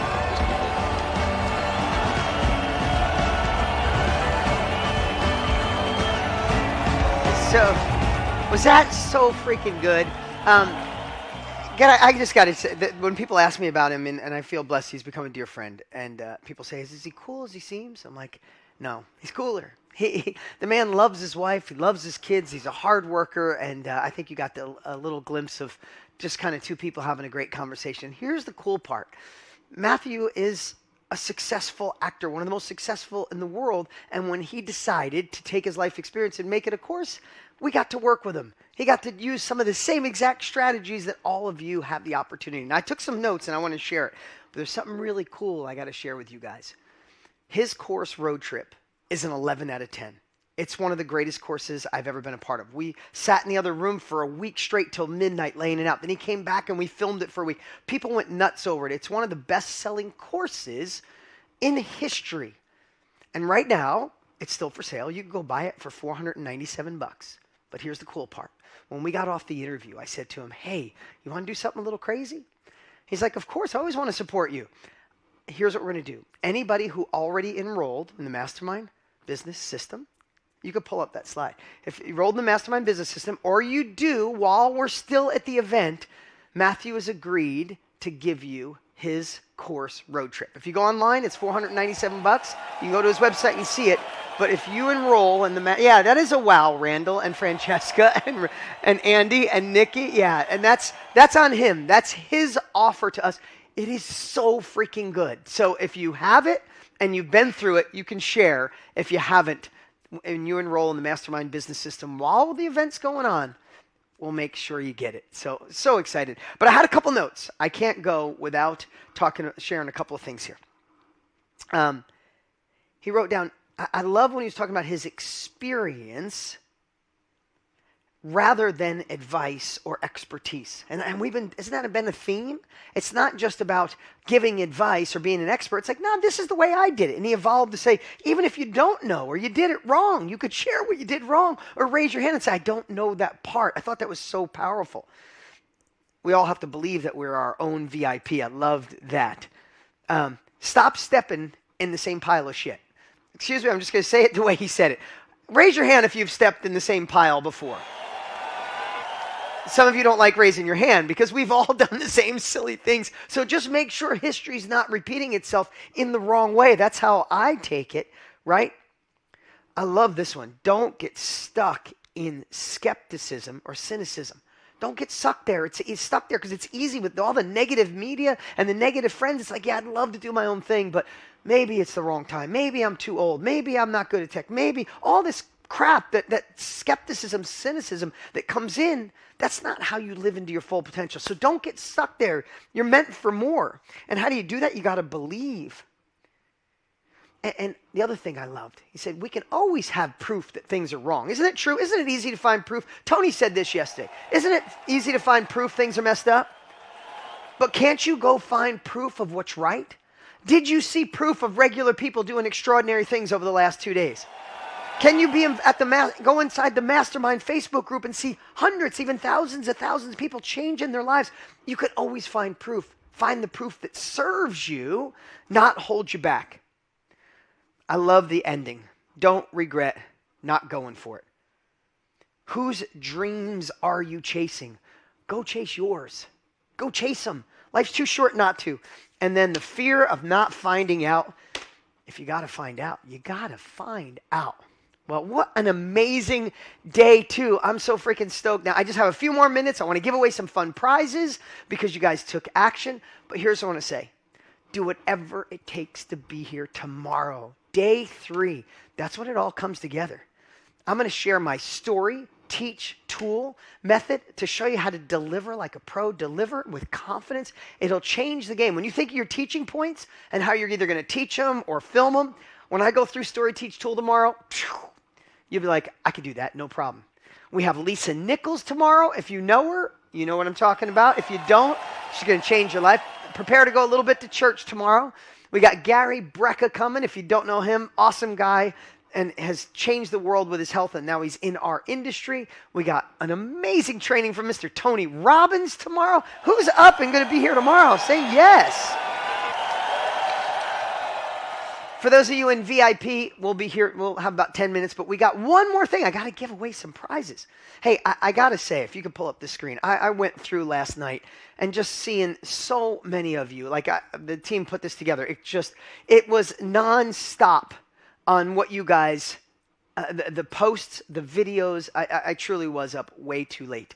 And I got to say, the aha moments, the solution statements, the messages you shared, I mean it. I'm proud of you guys. It's the best group I've ever had. This is hands down the best group, and I loved every group up to this point, but you guys are killing it. And again, I said this and I'll say it again. I get to see your future. If you're ready to go all in, we have the capabilities, we have the family, we have the team, the support to make it real. So here's what I'm going to do. I'm going to give away 4 tickets. If you already bought or you're a part of it, don't worry about it. We'll figure it out. But I want to give away 4 tickets to the World Summit. It's an event like this, except it's 8 hours a day, and it's where we actually get the work done together. It's an amazing event. And this is going to go to 4 people randomly who went on, did videos, did posts. We want to entice you to take action. So first, let's give it up for Dustin. Can we give it up for Dustin? You're getting a ticket to the World Summit. It's a $500 ticket. He says, I help biotech leaders and innovators amplify their impact through optimizing operations, strategic partnerships, storytelling, and next-gen solutions. Amazing, Dustin. Keep rocking it. Can't wait to see your product. Mikael, I hope I said that. Mikael? I hope I said Michaela. I hope I said that right. I help people who are experiencing symptoms of depression to reclaim optimal health and vitality by addressing their metabolic health. Let's give it up for her. Love it. Can't wait to see your product. Justin, I help community programs and nonprofit programs improve their resources and ability to impact at-risk youth, young adults, and families. Amazing cause. Justin, we can't wait for you to rock the world. You got a ticket to the Mastermind World Summit. And lastly, Kristen, I'm going to help mamas with little ones find their identity again and become more calm and empowered. The transition to motherhood was rough for me, but now I'm excited to help ease that process for new mamas. Give it up for Kristen. All 4 of you have a ticket to the World Summit. The rest of you getting the Mastermind Business System, you get a ticket. So here's what I say. Be here tomorrow. VIPs in 10 minutes. Again, tomorrow brings it all together. It ties it together. You can realize today can be day 1 of the rest of your life, not day 3 of an event. And for those of you thinking about joining the Mastermind Business Systems, here's what I got to say. I'll just leave it at this. Get enrolled and go to bed with peace of mind knowing that you're all in. that you took uncomfortable action, but you're a part of something bigger. And look what we can do together. Thank you for a magical day 2. I can't wait to see you tomorrow. Don't be late. See you guys.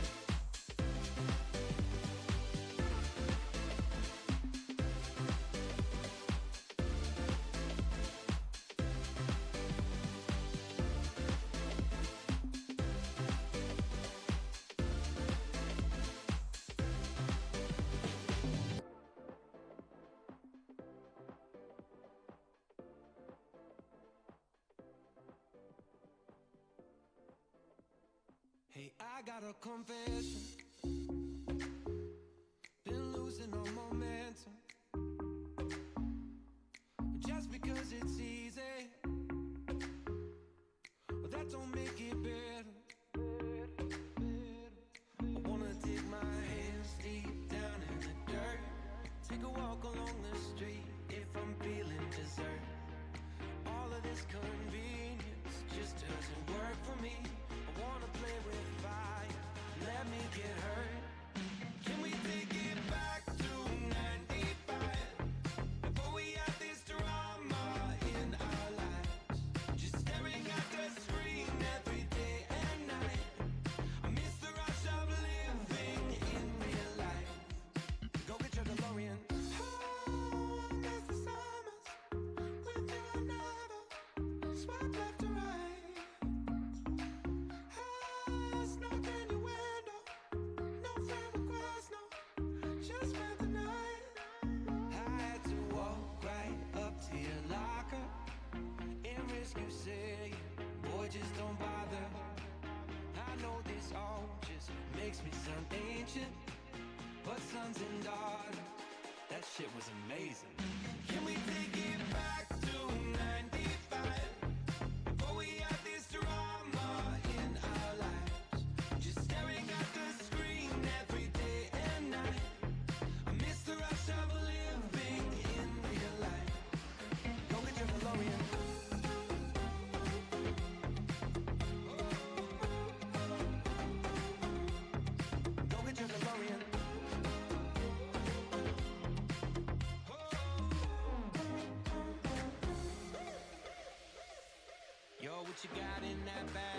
cigarettes and a Playboy mag. Man, you used to have to work for that. Work for that. Work for that. Wait for me, gotta dial up. Can't call my landline cause it's all tied up. Just bike over then. Oh, oh, oh.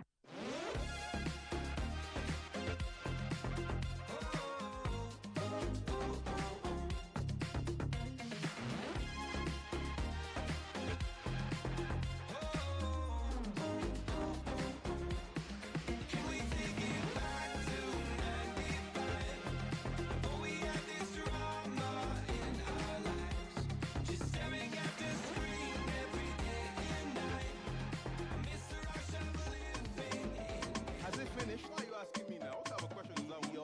Is the album finished or do we have a few more songs to go? It seems like it's got 1 or 2 more. Oh, we are not done yet. Okay. No, I've heard you, Sha. What is all this ruckus? Tell me.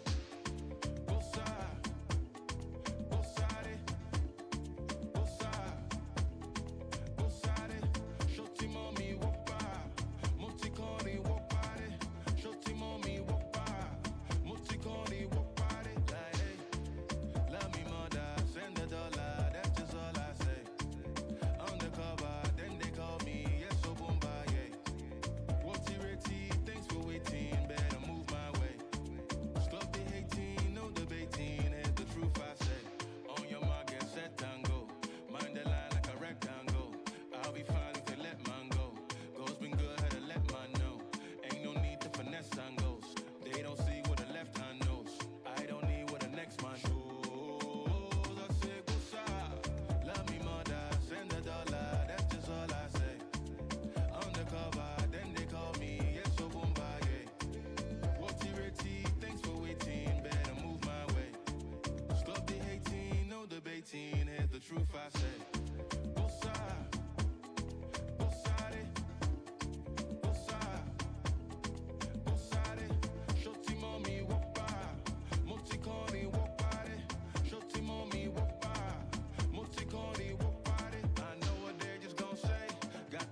Come in my lane.